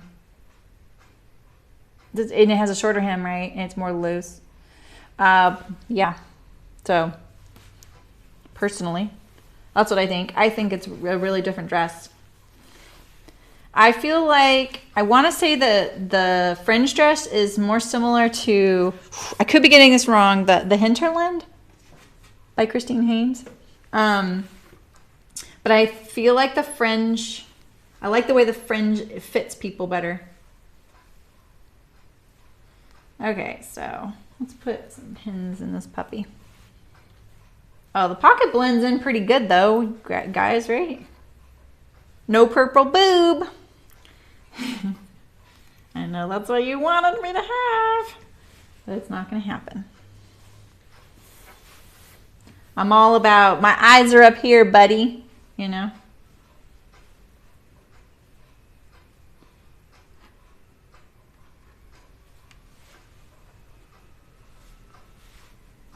I feel like I'm obsessing about this, but you know, the fabric is so lightweight that it feels like I gotta get it right the first time. I don't know why. I don't like that little point I got right there, so I gotta fix that. These new pins are so tiny, but they hold so much better.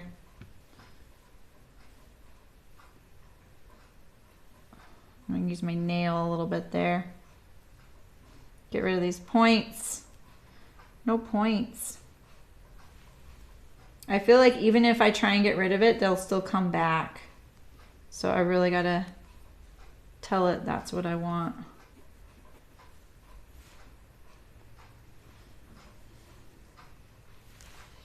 Right? I would totally use a side pocket more. You know, oh, I haven't even decided how I'm going to finish my seams. I guess I'm doing French seams. Huh. You know, maybe I'll save my side seams for Saturday and add a side pocket. Because I agree with you. Even though they're not flattering sometimes to have on, because I will stick things in that I shouldn't be on there. Oh, cool, Christina. Yeah. Oh, that's awesome. Yeah, you just probably need like a slightly higher waist seam, right? All right, so I would start upside down because what I'm going to do, I don't like these little tails sticking out, so I'm actually going to, this is a little thread. There we go. Okay, I'm going to fold this in like a little triangular corner like that. Like that. And I'm going to do the same thing. I'm going to pin it. This fabric wants to bounce out of everything I arrange it into. I'm arranging this one too right here. Just gonna fold back that corner like that, so that when I get there, and then I'm gonna enclose it. Okay. Yeah, I'm gonna add pockets. I think you guys are right. I can't believe I almost forgot that. But you know, I haven't really, I'm going to look the hashtag and see if anyone else has done that. It could be not very flattering to do. I don't know. Or it's just something none of us have thought of. I almost, I didn't do it on this dress. And every time I put this dress on, this dress feels like it has side seam pockets because it's nice and full. And it doesn't. Okay, come on, no points, no points.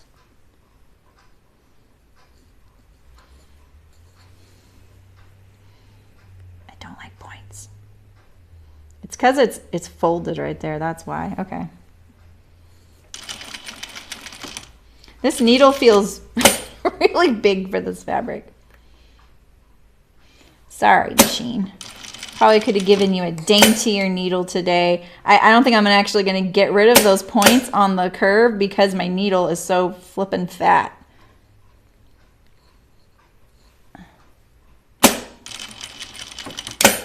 Let's see.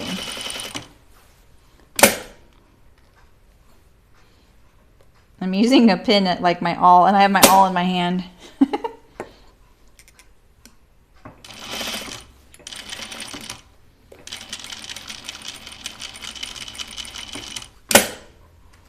Big needle. I can really feel it right now. Or I should change it for the collar. Look at that. My presser foot just gave it a wrinkle. Oh, it did look cute, Melon? Okay. All right, here we go. Okay, I'm like a half stitch away from the edge. So I'm going to use my hand wheel and kind of get it into the corner. There we go. Ooh, that's a little...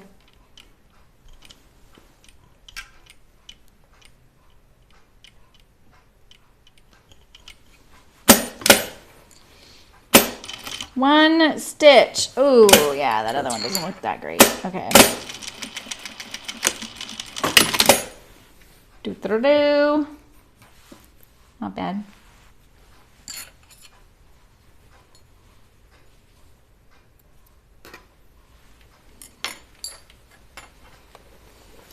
Get out of there. Let's see. I always look at the back. See if I need to get rid of any threads.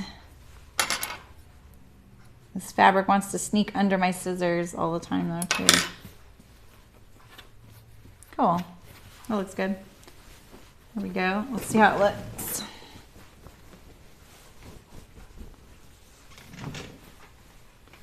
The neck hole felt so small when I tried it on because of my collar. So I'm eager, I can't wait to try it without the dress on underneath. I got to remember to do 5/8 inch seams.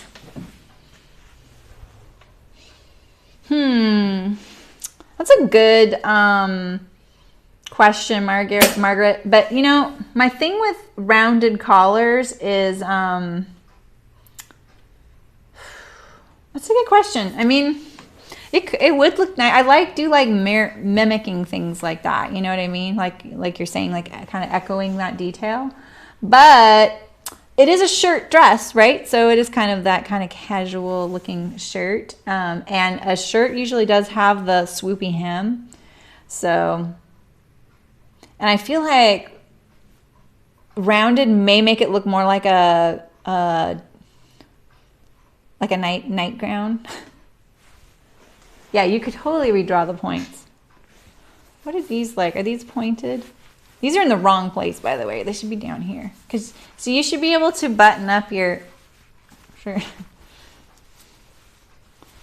So, oh, I love that command. Yeah, there's nothing there yet. Don't look. It's funny. I don't know if it's automatically posting to Twitch. You could try it, Margaret. Maybe just draw it. That might help, you know. You can just draw it and see what you think, you know. Well, let's see. I kind of want to stop here because I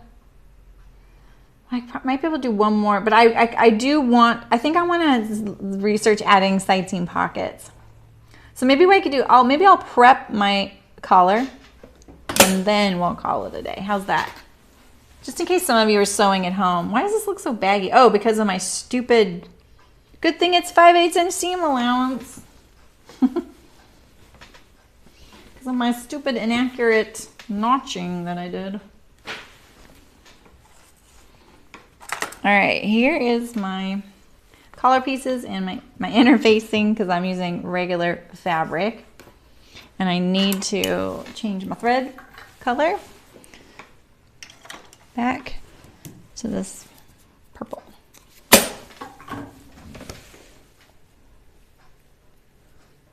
So I should be able to finish this on Saturday.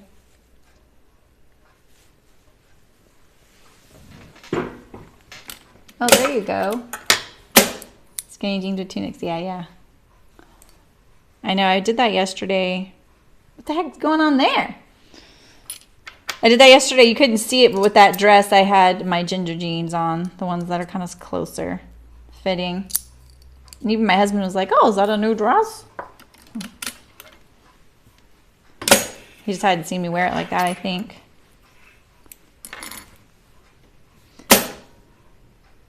All right.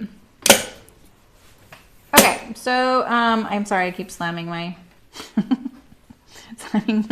presser foot. This is the wrong side.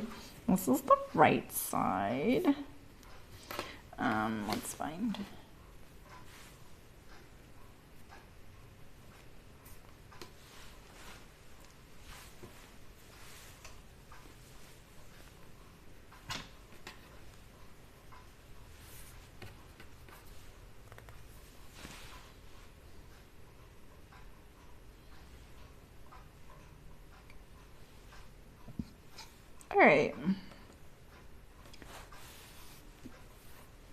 All right, so we're just gonna assemble the whole collar thing.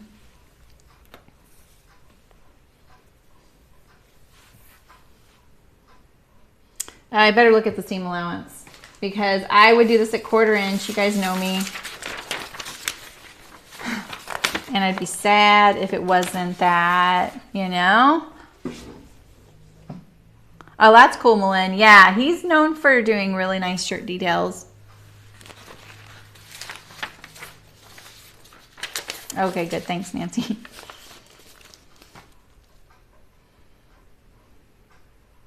Oh, they do a different way. I want to see how they do this. Okay. Oh, yeah. Okay. I used to do this too. So what they have you do is they have you sew the neckline in a sandwich. And so the neckline edge is nice and clean. You don't have to worry about that. And then your last detail, I'm pretty sure, is... oh, never mind. They don't do it that way. I was going to say, I thought they did it through this seam right here, your last stitch. Because see what you can do. See, they sew the neck seam and they press it up, but it's only one side. So never mind. There's a more interesting, another way you could do this. How long did it take me to make ginger jeans? I don't know. I mean, I've sewn them twice, right guys? Here. And one of them, I do like in a couple parts, I think.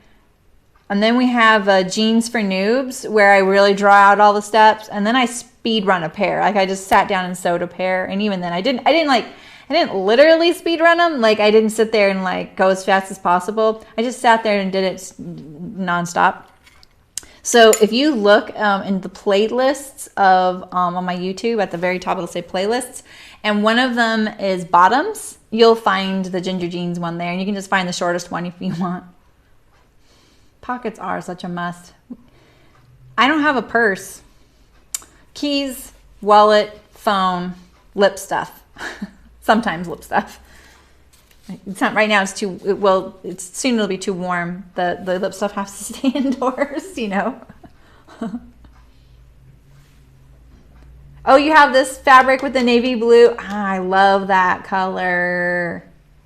You have to look for it to see what it's like and if it's a nightie. Yes, exactly.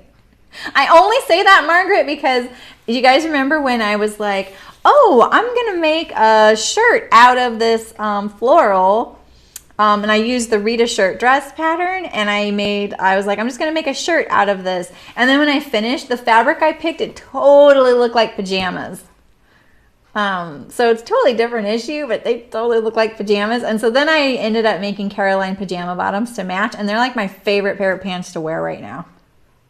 I just can't leave the house in them, you know? I just want to know what the seam allowance is. Okay, insurance of collar extend past neckline opening by 5/8. Really? Oh, because that's the seam allowance. Okay, so it is the seam. Okay. Wait, what? 19 and then 20. Okay, so I lost a page there. Okay, fine. 5/8 it is. Twist my arm. I just wanted to make sure I got that right, because if you don't get it right, then the collar will not fit right. Because I have an archer where I didn't realize it was 5/8 inch, and it's just too close in on my neck, and the whole thing just doesn't work very well. So this has a under collar and a top collar, so you can see the difference right there. I must be sewing on the under collar right now. So I'm not sure I'm following their directions. I'm going to do this the way I always do them, just so you guys know. So I'm going to sew my collar together first. I'm not using interfacing. I'm just using fabric. So sorry it doesn't look like the one with interfacing in it, but you can use interfacing, fusible or non-fusible, whatever you want, whatever you like. I was going for more of a even feeling garment, like fabric wise. And sometimes the interfacing is just a little too much. You know what I mean?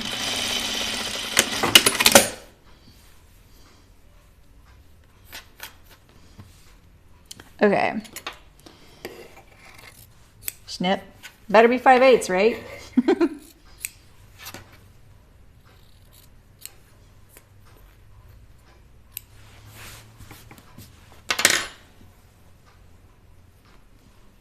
All right, so let's see. I think that these are my two, because they're the same size. I can tell the interfacing was cut from the top collar. So I know that this is the interfacing piece and this is the outside, and then the under collar is going to be smaller. And that's so that the top collar rolls over the under collar and you don't see your stitching.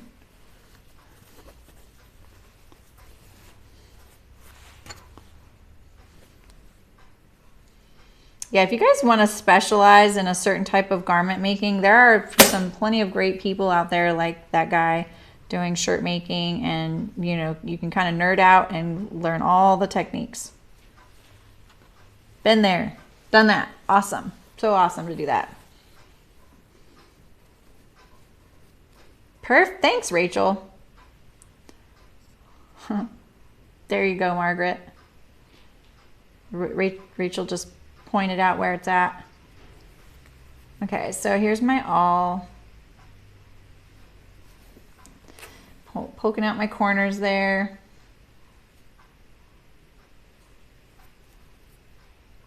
This is not how he does this, I'm sure.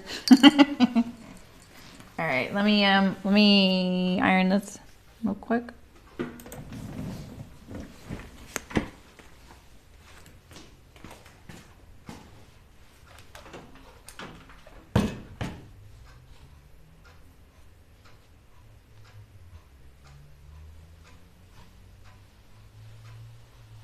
Sometimes there's little pieces of, here it is, little pieces of hay. You can see like little wool fibers. And it does smell like wet sheep sometimes when it's wet and hot. But I like that, I don't mind it. Okay, so I'm gonna open up the collar and open up this seam a little bit.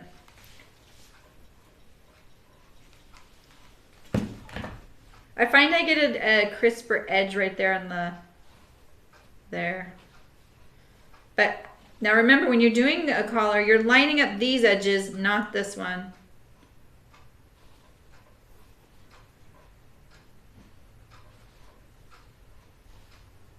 Okay, I'm gonna do it from this side now.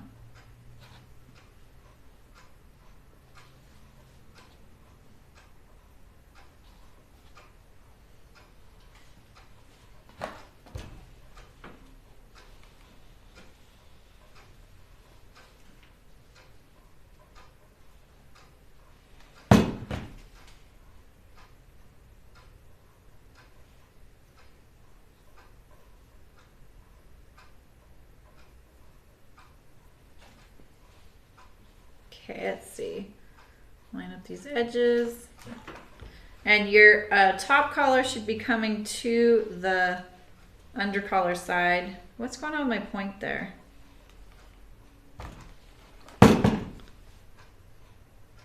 Did I sew it crooked? What's going on there? I think I might need to trim it better.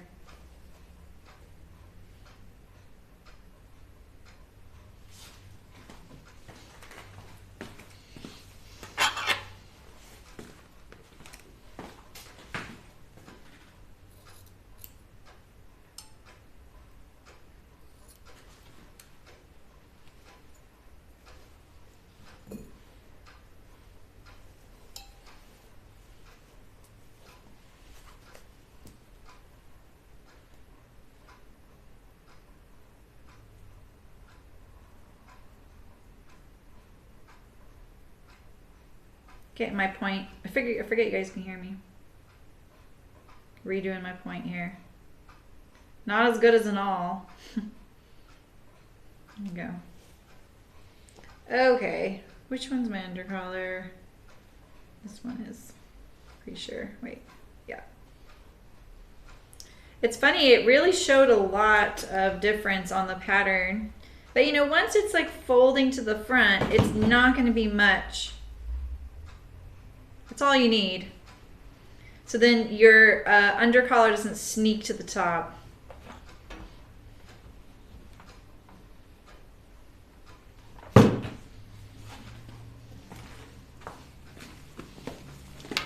This fabric is so lightweight, you know, that I could definitely do a better job on the collar.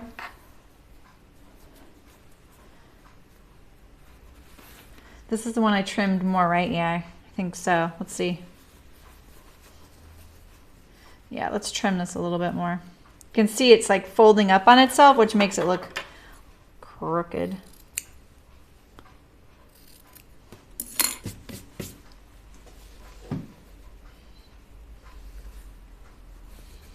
Alrighty.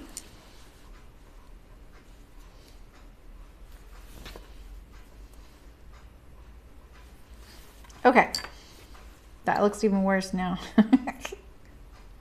Here we go. Let's see. Do I want to stitch it? Let's see what they suggest.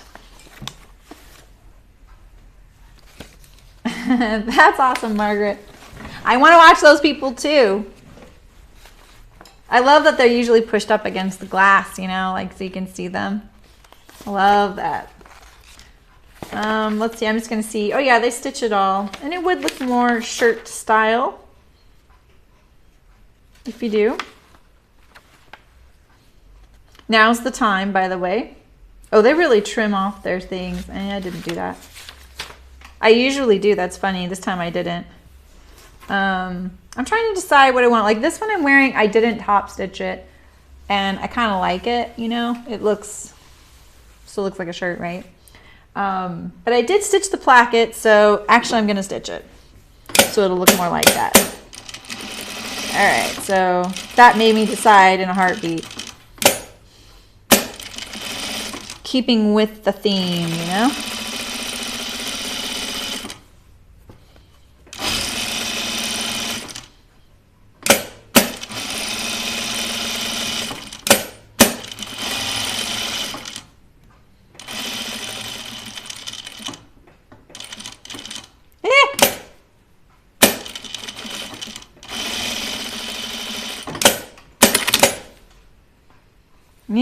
It's okay. I'm gonna leave it. I don't really want a back tack right there. Yeah, you can make it into a nightgown for summer. It gets so hot, right? I know. All right, so let's do our collar stand on here. It'll be a nice treat on Saturday to be like, oh, I already put the collar together. I just got to put it on now, you know?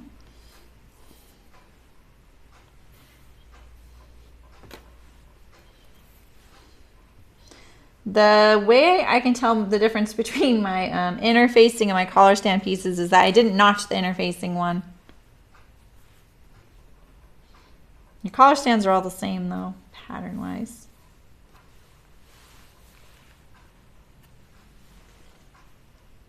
But there should be a, right? Is there not a notch? Oh, I know it's raining here too, Marcia. And it's windy. You know, it's funny, I used to hate the wind because everywhere I lived, the wind was a bit of a drag. And here, the wind stays kind of high. And so the trees, there's lots of trees here. The trees move a lot. And I love it. I love it when the trees move. I love the sound that it makes, you know.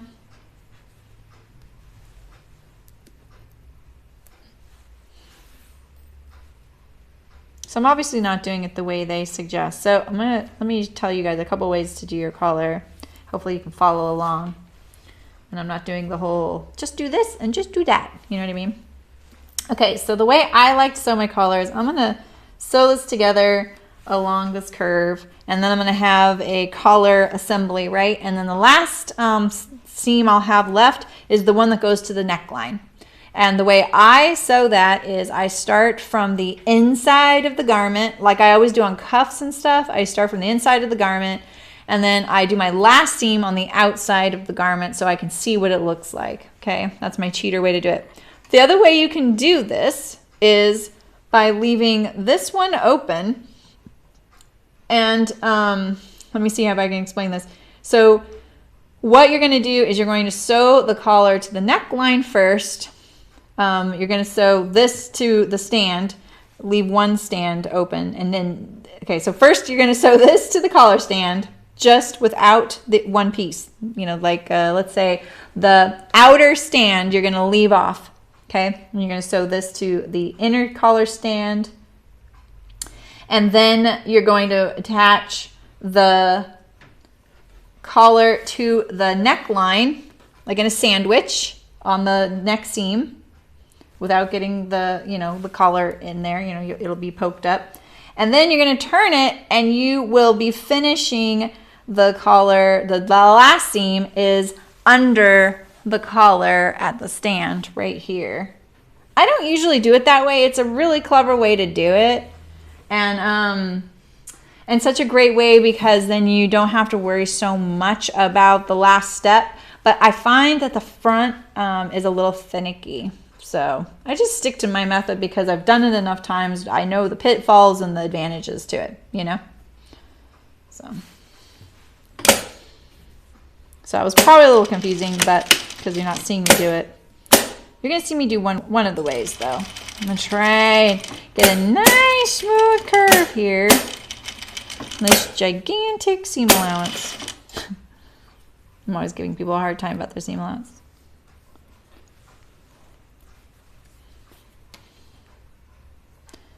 But smaller seam allowance is easier to maneuver. It's just if you needed to let it out or take it in, you don't have that buffer. Which on a collar, you're not letting it out or taking it in, you know? I pinned the under one, I didn't pin the top one.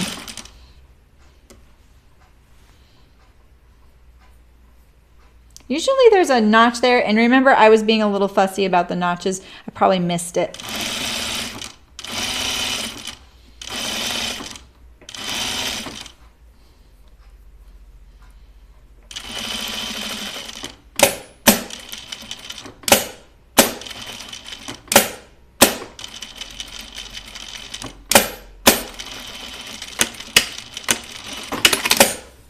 All right, probably leave it here so I get all the pins out. Yeah.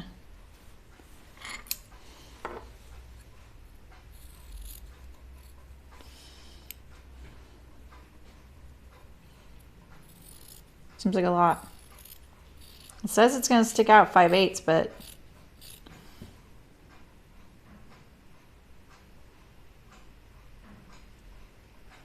does it, that doesn't look right. May have to look at that before Saturday. It should be flush with the placket.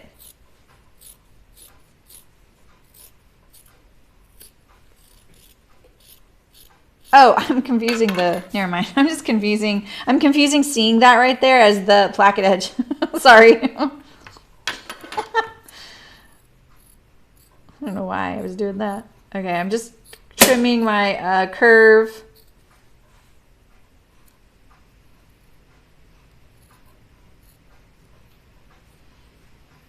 The more snips you have, the smoother curve you'll have.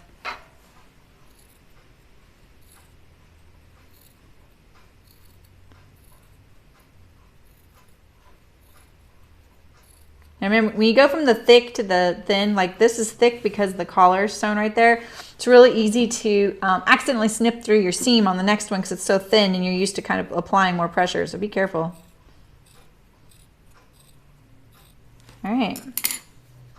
I'm not going to top stitch the collar stand yet because I need this edge right here to be open still. So if I top stitch it, it closes that off like that, and then I can't get right up against the edge of the placket. Yeah, you can do just the collar stand. So basically, you just skip putting this in here. So you would just do the step I just did without the collar, and then the steps that I do on Saturday when I attach this to the neckline. So basically it would be, you know, this piece only, you know, just a collar stand. And it is an option in the directions, and you would use there's a different pattern piece. It's a little bit shorter. Yeah, Louise, that's what I call it too. I call it a mandarin collar. I don't think they call it that in the directions. They call it something, something else. But yeah, see, there's a version of it without the collar. Right there. My facing. Let's see. Oh, they call it a band collar. I call it a mandarin collar too. Maybe that's not, maybe that's appropriation now. You know, cultural appropriation using the word mandarin collar. I don't know. I should look into it. So, but this is the collar stand. You would call this pattern piece the collar stand in pattern drafting. So, so it looks good. Let's look at it on my dress.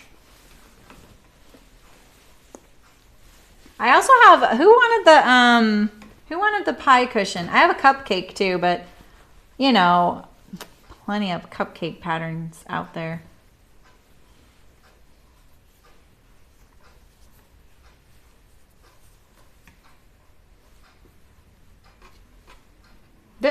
This looks huge.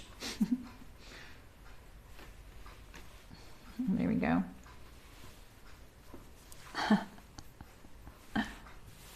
Yeah. Yeah, okay. All right, guys. Well, I'm looking forward to finishing this up with you guys. And I'm looking to pockets.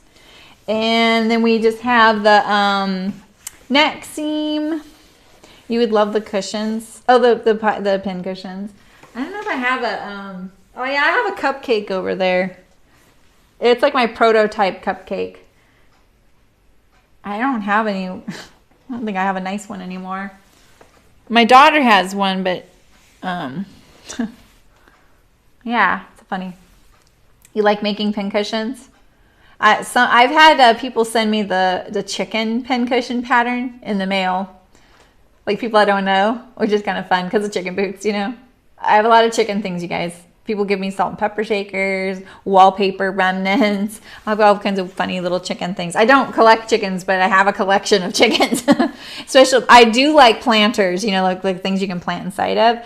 That's one thing I really love having. I like cats, and I have all kinds of things. One of my favorites is I have a little goat that I got last year. And I like putting succulents in them. It's like the only crafty thing I do at home anymore. You made a fried egg pin cushion? That's awesome. I love it. You love the bag made with the gas. Oh, yeah, I know. It turned out good. Where is that? Yeah, it's my prototype for the instructions for the project bag directions for the pattern. So this is the one I photographed for the instructions. And look, I used chicken wire lining that someone gave me. Laura Jean. Oh, fabric pattern weights. Yeah, just don't use food in them. Like beans or corn if you have any chance of a mouse visiting you. That's the only feedback I have on those. You know? You saw a chicken shaped pincushion, but it was overpriced. The patterns out there in the world, I'm trying to think where I have it. I have it somewhere. For a shaped pincushion, Megan? Yeah, so the hard part with this is the last step. Because I could figure out how to make it without the crust hanging over, and it was a lot easier. But you gotta have a crust, right? And my favorite one that I had was this deep purple, just like this, wool felt, and then it had blueberries inside. I don't know what happened to that. I actually think it's one of the rare things that got stolen from me because I wouldn't make any more at a certain point, and I didn't have any more of the purple felt, and it disappeared at an event. You have gravel. Yeah, that's what I use, Malin. I use gravel. This one needs something. Look at, there's my old chicken boots label. I'm from Etsy. I used to make my own labels. Oh yeah, crushed walnut shells. Lizard litter. Is that what you use for lizards? I didn't know that. That's smart. I have some, you're right, I have some cocoa shell. I have a snail pin cushion pattern that I've always wanted to make because I like snails. Oh, cool, Nancy. Yeah. Gosh, never going to take care of mice when stuffing projects. I know. Yeah, I just heard that. You like cat stew, Princess? I know. I don't have any of my plant. I have a chicken planter, or 2 chicken planters here, but I have my cat ones at home. I found some really cool ones, like probably mid-century modern ones. Lizard litter. Interesting. I've had lizards before, and we just used newspaper. I have a snail one. It would be fun. We should do sometime. We should do like a little pin cushion sew along. I should revisit this. I still have the pattern pieces, but maybe make it a free pattern so that I don't feel so like, behold, look at that. It's not even that. I think I had to hand sew the back. Oh, okay. This isn't wonky. Yeah, I can't remember. I don't remember how to sew it. Well, then maybe I could make a new one. Like, is that really my seam right there? That's pretty good. Like, that's pretty cool that I had, like, that's the seam. Just attach this to this. And I go up to there. Huh. Actually, I think it's only this right here you have to hand sew. Okay, maybe it's doable. A patchwork mice pincushion. That sounds cute. My snail one's up in my bin. I just saw it when I moved in here. I was like, oh, I always wanted to make this. I don't have a whole lot of things I haven't made, but I have a pile. So the blueberry was really cute. It used to be, it probably still is actually, because I kept the Chicken Boots Etsy site, just like, I kept it just so no one else would grab it.